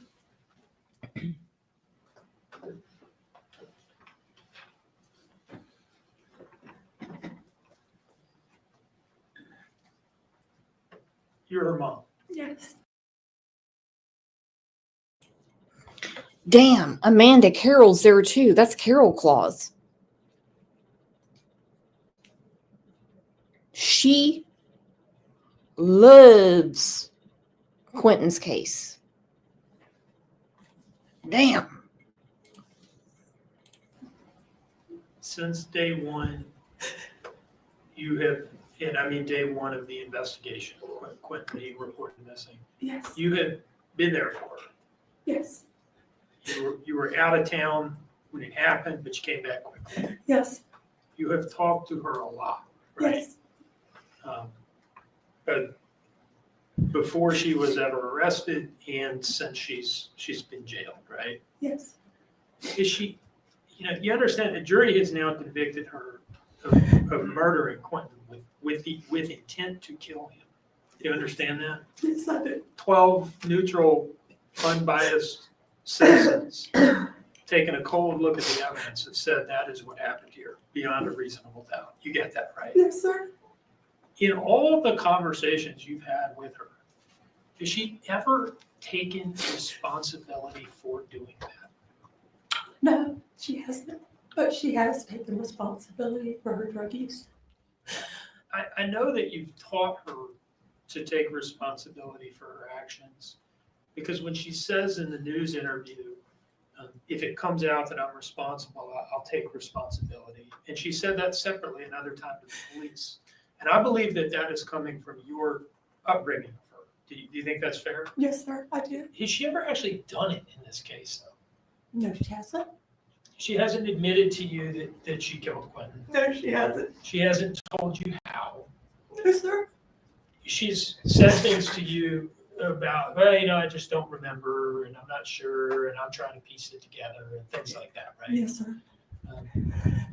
And you understand that the evidence has just not been consistent with that kind of claim. Do you understand that? Yes, sir. That, evidence shows that she made this very calculated drive to the dumpsters, scattered rice cereal in her car, drafted a text message to Danny about what she was supposedly doing on that trip, getting Oragel, told a bunch of lies about it to the police, right? Yes, sir. I watched the trial. And none of that is consistent with her just not knowing what happened. Would you agree with that? Yes. Okay. But even still, despite all the conversations you've had, despite you being her mother, the person that she had to confide in, she hasn't even taken responsibility privately in confidence to you. No, she hasn't. Is that frustrating to you? Yes, it is. Do you wish she would just come out and admit to you as her mother? What Yes. Yes, I do. One moment, please. I have no further questions, Your Honor. Thank you, Mr. Dean. Mr. Hilliard. That's I'm a little confused, Ms. Howell, because being convicted of something doesn't necessarily mean you did it, does it? No, Okay. it doesn't. So if you're convicted of something you didn't do and you don't admit to it, it doesn't mean you did it. I mean, just because you're convicted of it. That's correct. So being convicted of something is not the same thing as admitting something you actually did now, is it? Yes, sir. Okay. So you can be convicted of something you didn't do, right? Yes, sir. You can be acquitted of something you did do, right? Yes, sir. And there's all manner of things in between, right? Yes, sir. Okay. That's all the questions I got. Anything further, Mr. Dean? No, you're not. Ms. Howell, you may step down.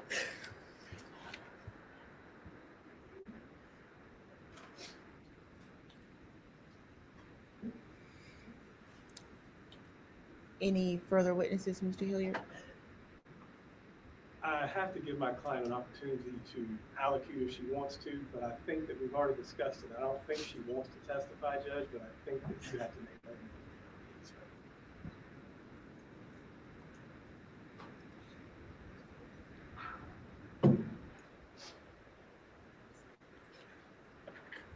Ms. Simon.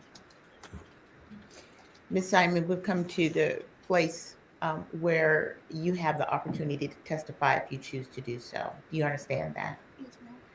You still have the right to testify, and you also have the right not to testify. Do you understand that? Yes, No one can make you testify. And whether or not you testify or make a statement is solely your choice, not your attorney's choice, but your choice. You also understand that if you choose to testify and you take the stand, then the state will have an opportunity to ask you questions as well. Yes. And you understand that we are at the point where there's evidence in aggravation and mitigation, and all of this I will consider in determining the sentence today. Do you understand that as well? Yes, ma'am. Ms. Simon, do you wish to testify? No, ma'am. Thank you. You have a seat. And just for the record, we've discussed it, Judge. So she has nothing to If say? she has any questions, she knows she can ask them at this point. But other than that, we're ready to move into just argument. Let's move into argument then. Mr. Dean. Your Honor, I will reserve. If I can approach, Judge. You certainly may. One ministerial thing. Early in this case, before I got it, the public defender's office had filed a motion to preserve notes, evidence, and things as such. For the last 2 years, we've tried to figure out why they couldn't release Quentin's remains. It seems that motion is the holdup. I spoke with Mr. Dean last week. I spoke with Ms. Simon. At this point in time, we withdraw that motion from here on out to preserve. That way the remains can go ahead and be released back to the family for appropriate burial. And whatever orders need to be put on to do that, I will get with Mr. Dean and I will do that. Before Mr. Hilliard gets into the substance of his argument, may I respond and we kind of bring this issue to a conclusion? Yes. That'd be okay? Yeah, that's fine. Just to clarify, this was during the period of time that the defendant was represented by previous counsel. It was Robert Attridge, Joseph Vinieri, and maybe Caitlin Walker. I believe it was Mr. Vinieri sending me an email asking me to ensure that Quentin's remains, which by that time had come down from the FBI lab in Quantico to the GBI lab in Pooler, I think. It sent me an email asking me to ensure that the remains not be released for interment, but instead retained by law enforcement in case they wanted to request any additional forensic testing. And I got that email and communicated it to law enforcement and asked that they honor that, which they have. Mr. Hilliard's right. That email is why Quentin's remains have not been released to any family members for burial. In advance of today's hearing, after the most recent of a number of requests to the family from the family that we address this issue. I sent Mr. Hilliard and Mr. Person email asking whether Ms. Simon would lift what essentially functions as like a hold on Quentin's remains on the record, so that we can safely release Quentin's remains to the family for burial or cremation or whatever it is that they ultimately decide to do. Because I very much respect the request and agree that it's probably something that ought to happen. We could agree to that without being accused of spoliation or something like that later on down the line. So I'm happy to hear that they're willing to do that. If I would ask that the court inquire of Ms. Simon personally about that and confirm that she's okay with that, so that everybody can then move forward. And I was going to get to that next, Judge. I've had the discussion with her about spoliation and to preserve the record for appeal. We had that discussion, and I'll let her answer for herself in a second. But we understand it could affect the appeal going forward, but she felt that it was more important for the family to be able to bury Quentin than to preserve any possible testing for future references. And I told her both the positives and the negatives of it. Is that correct, Leilani? Yes, sir. Okay, and I'll let the court engage in a colloquy about that. But Okay, so if they release his remains, which when I say remains, I mean remains. Then there's going to be another grift to raise money for the murderer's family to bury him. Where's all the other money? Can someone explain to me where's the other money?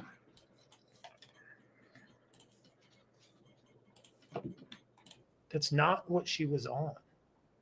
It wasn't anything like that.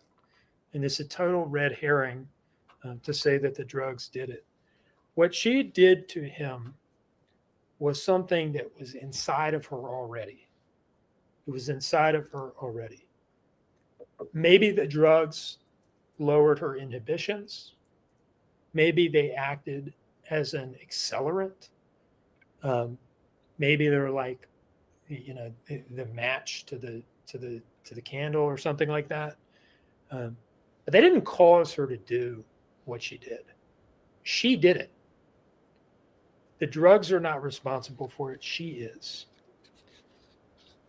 She just did a wicked thing, and she needs to take responsibility for it. And so our recommendation is a total sentence of life without the possibility of parole, plus 65 years and a fine of $117,000. The maximum that I calculate is available under the law. I've emailed the court separately that the count by count breakdown. I won't go through that here. And the justification for the fine.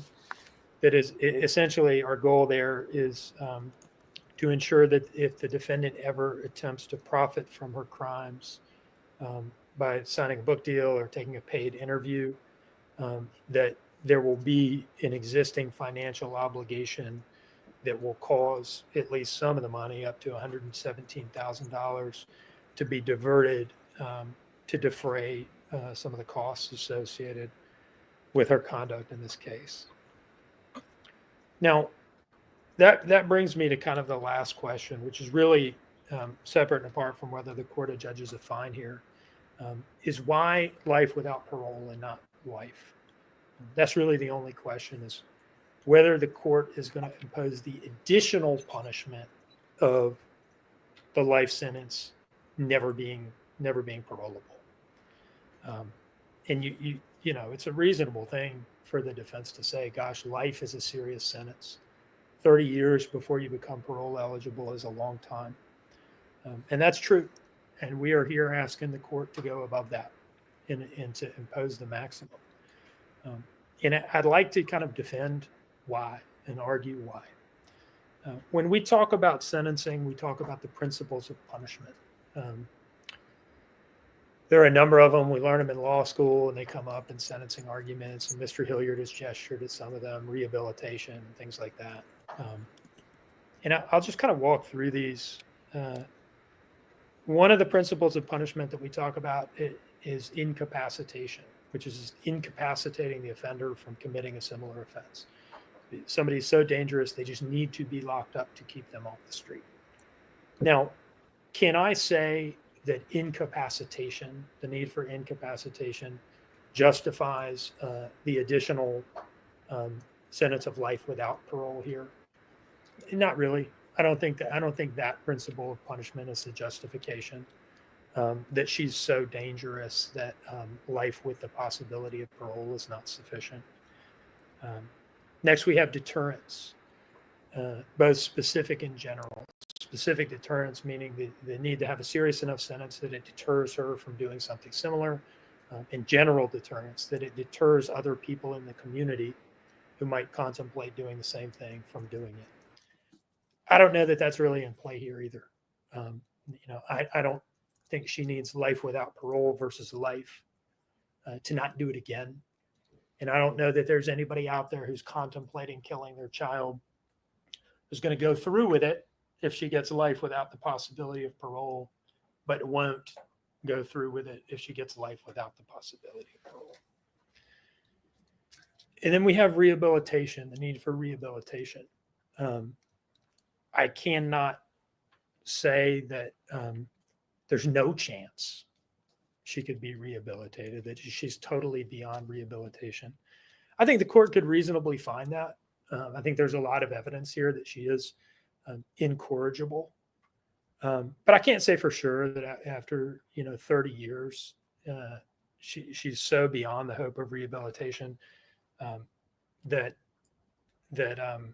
she has to stay in on that basis, that she just can't be rehabilitated. And so where we end up is at the last principle of punishment that I know of, and that is retribution. Punishment because you deserve it.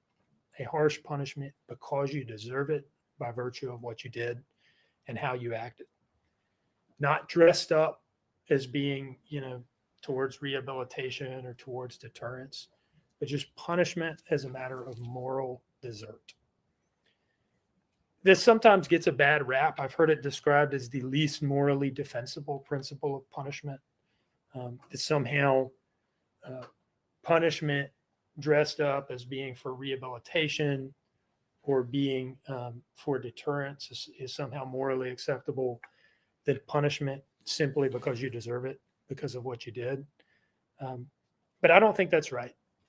I don't think that's right. For one, it is the principle of punishment that, to the state's view, most lines up with the average person's intuition about what punishment is for and their concept of justice.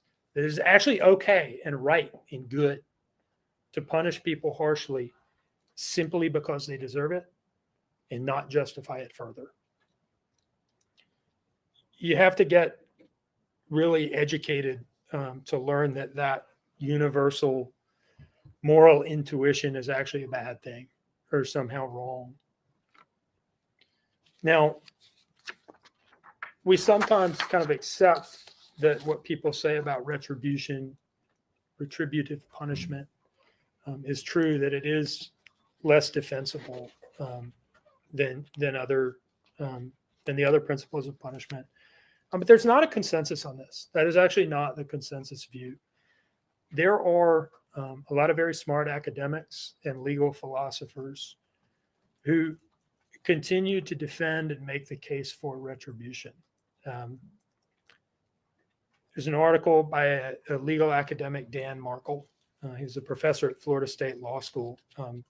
Coincidentally and tragically, he was actually murdered himself. But he wrote on retributive punishment. In a 2011 article that I found, he talks about how it has both a communicative function and an expressive function.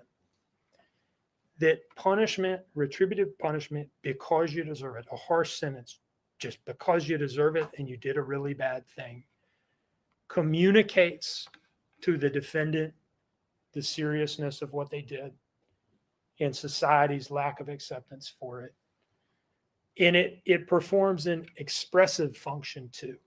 It communicates to the defendant the seriousness of what she did.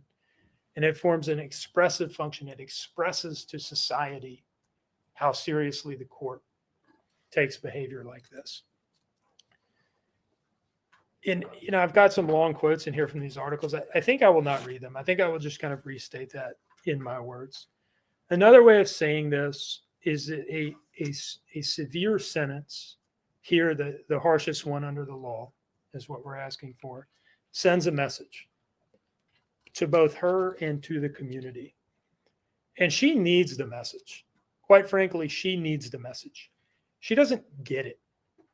She needs to receive a solemn statement from the court that for an offense like this and for aggravating circumstances like this, the only punishment that will do, the only punishment that will adequately get through to her the seriousness of what she's done and just how unacceptable her actions are, is the maximum sentence under the law. That appears to be, at this point, the only thing that the court can do to try to get through to her. This letter to WTOC is dated September of this year. She still doesn't get it. And the court should send her a message. One, this is nonsense. And two, you deserve the most severe sanction that the court can lay on you. The court should send the community a message too. To the people that cared about Quentin, who knew him during his life, he was a child in their lives, and to people who came to know him only after the defendant killed him. And why do these people care about him? Simply because he was a child in their community, and that is enough. The court should send a message to them. Her family doesn't get it either. Look, Dolly's in the back row. Dolly gets it. Hook, line, and sinker. That guy trying to look like Travis Kelce on the other side of the DA, he gets it. Everyone gets it. Except for La Lazy and the crew. Holy shit. None of them get it. Fucking Paul getting up there, put on his least dirtiest clothes to get up on the stand. I hope you do well in there. That was great. That'd be something Don Wells would say to Candace. Billy gets up there. I failed you. I failed you. I failed you. I failed you as a mama. You live with my sister. That whole thing. Come on. Everyone gets it. Except them. Everyone. That their intuition about how monstrous it is for a mother to kill her own child and then act like she acted in the aftermath, and what the price tag for that ought to be, that intuition that they have is entirely correct and is shared by the justice system and by the court, which is really their justice system and their court. Thank you, Your Honor. Mr. Dean, I was looking for the email, and I believe the computer that I'm looking at has not updated, and I would like to have that before me. Would you also pass up? Yeah, thank you.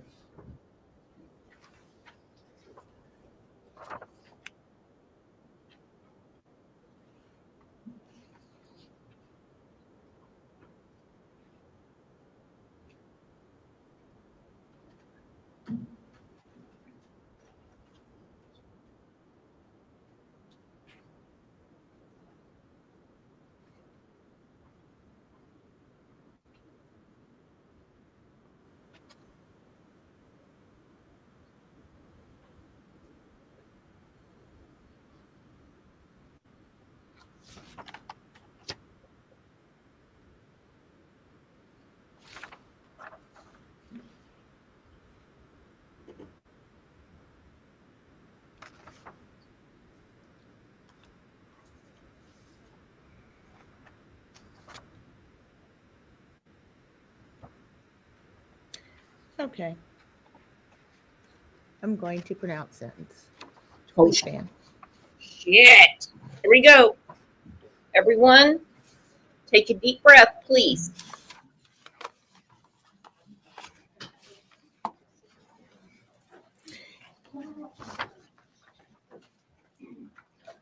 The one thing that I will say before pronouncing sentence is clearly little Quentin Simon's life and death impacted many, many individuals, but also the community at large. Leilani Marie Simon, the court sentences you as follows.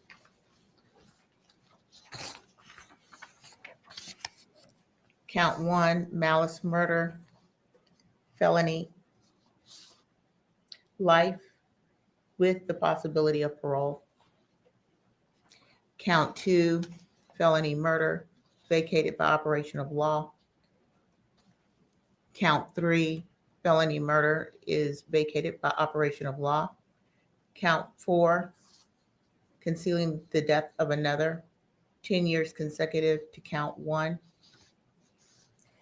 Count 5, false report of a crime is a misdemeanor, 12 months concurrent to count 4. Count 6, making a false statement, 5 years concurrent with count 4. Count 7, making a false statement concurrent with count 4, 5 years.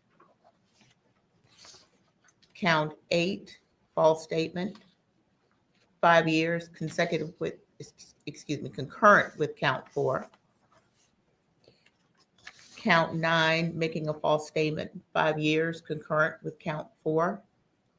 Count 10 merges into count 9. Count 11, 5 years concurrent with count 4. Count 12, making a false statement, 5 years concurrent with count 4. Delia, did I get count 11? Yes, ma'am. Okay, thank you. Count 13, making a false statement, 5 years concurrent with count 4. Count 14 merges into count 13. Count 15, 5 years concurrent with count 4. Count 16, making a false statement, 5 years concurrent with count 4. Count 17 merges into 16. Count 18, 5 years to serve concurrent with count 4. And false statements, making a false statement, count 19 concurrent with count 4. That is 5 years as well.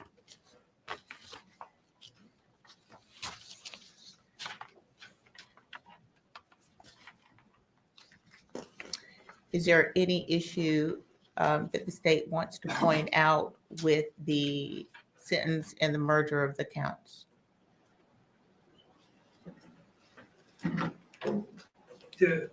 Was count 4, the 10 years to serve on count 4, is that consecutive to count 1? It is consecutive to count 1.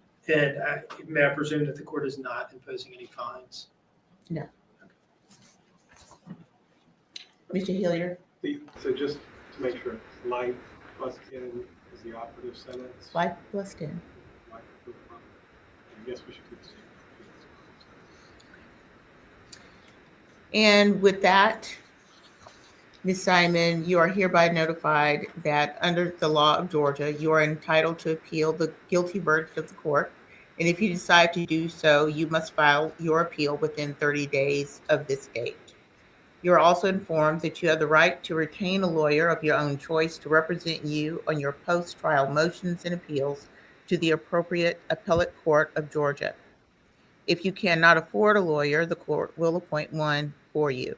You are entitled to and will be given a transcript of all pre-trial, trial, and post-trial matters without cost to you if you cannot afford a transcript. You may file a motion for a new trial, or you may appeal your case directly to the appropriate appellate court of Georgia for review. I'm signing the statement of appeal. I will hand this down to the clerk. You'll please hand that to Mr. Hilliard.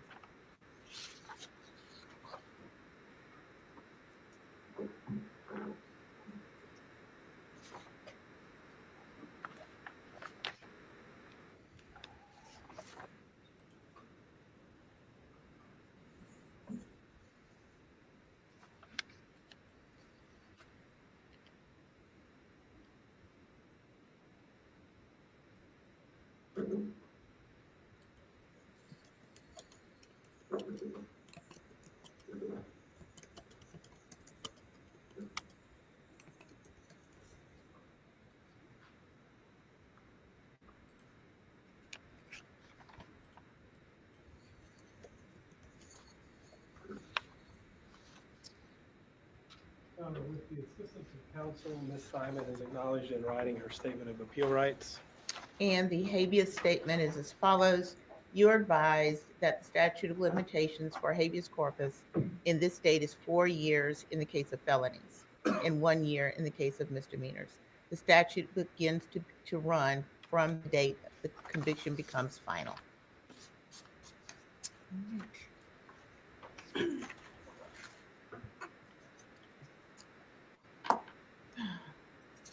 May there be peace somehow. Nothing further from the defense, Judge. Thank you very much. Anything further? No, you're Nothing from the state, nothing from the defense. No, All you're right. This concludes this matter. We are adjourned. You have to be kidding me. Yes, of course she's going to appeal. You have got to be kidding me. So in 25 years, she can be paroled. She's already got a GED. Do you guys care if I have a music break real quick? I mean, I need to vent. All right. Sorry for the rant. Sorry for putting up the music break. Diesel 26 said, I'm going to get sick. I know. I mean, either way, she'll be, I mean, if she serves her entire sentence, she'll be out at the age of 58. But with the parole system from this judge that was appointed by an ex-president, she will be up for parole in 12 years. Yep, 12 years. V Slim said she'll be out earlier. She will. How is this justice for Quentin? Sorry, I'm kind of old school. I say life for a life, especially when it's a child. Yep. Look at who appointed Judge Tammy Stokes. I tell you what, good Obama, he fucked us over big time. And I voted for him twice.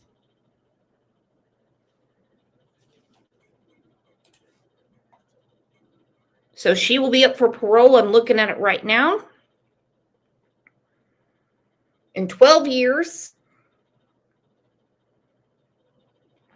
80% of her sentence, I was reading something else. She will be out at the age of 42. Unless she does a Susan Smith and really screws up when she's in there. This is ridiculous. Actually, I hate to put my husband on the spot, but I'm going to call him right now because my heart is up in my chest. I mean, hey, she's not getting out anytime soon.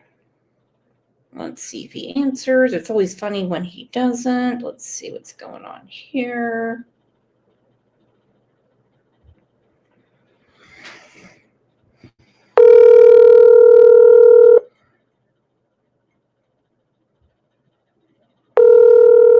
Lisa Wilson. Your call has been forwarded to an automated voice messaging system. Lisa Wilson said, how is it Obama's fault? You might as well say it's my fault. Hell, I can't stand Trump and I wouldn't blame him. I'm just saying he's the one that appointed her to the stand. Okay? He's the one that did so. I'm not getting into politics with everyone. I'm not saying Obama did it, but he's the one that appointed her. Come on, let's get with the program here, Lisa. You know I love you to death, but come on, let's get with the program.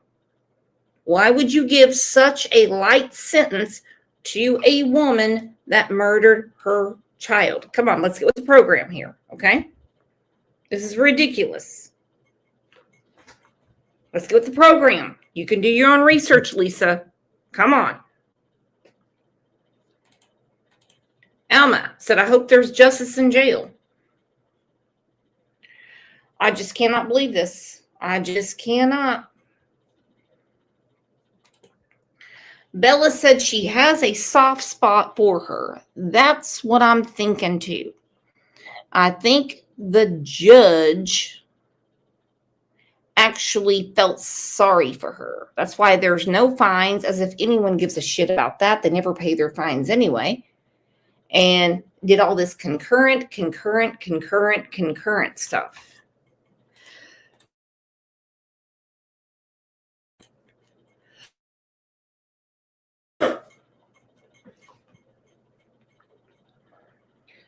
I mean, this poor little baby. Lisa Wilson, are you still here or are you mad at me? Shonda, how can anyone feel sympathy for a mother who throws their baby boy in the trash? That's what I'm saying. And I used to really like Judge Tammy Stokes. I really did. I couldn't believe this. Concurrent.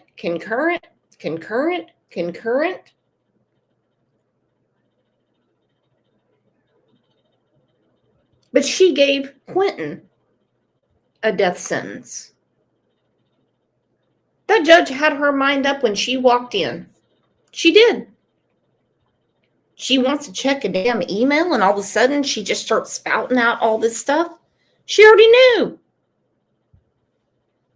She cares more about the murderer than the baby.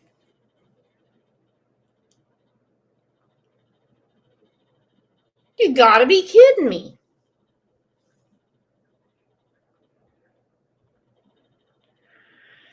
Katie said, no real justice for Quentin, in my opinion. Yeah. I'm going to put the link up because I know we're all very upset. If anybody wants to come up and talk.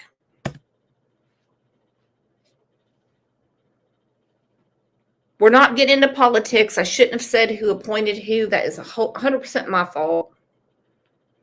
This is freaking ridiculous.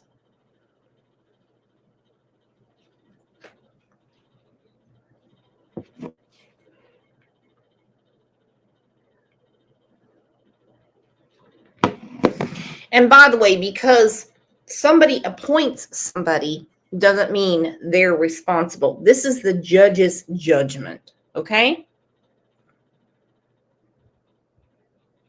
And she will get an appeal.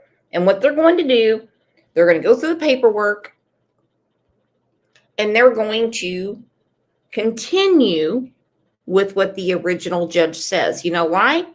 Because it was a very light sentence for a child murderer. They will. They're not going to say, oh, no, if I was you, I'd have done this. I'd have given her more. No. These light sentences for these people that cannot be in society. So like I said, at 58 years old, she'll be out. But she'll be up for parole in 12. Freaking crazy. All right, y'all. I will see you back here tomorrow morning. Let me know. What do y'all want to talk about? Do you want to continue to talk about this miscarriage of justice with Quentin Simon tomorrow? Because you know I'm fired up. Do you want to talk about Madeline Soto with the new things that are coming out? Oh, hang on. Let's see. Angel P said, what about, hang on. She said, what about the extra 10, Brooks? Yeah, that puts her 58 years old when she gets out.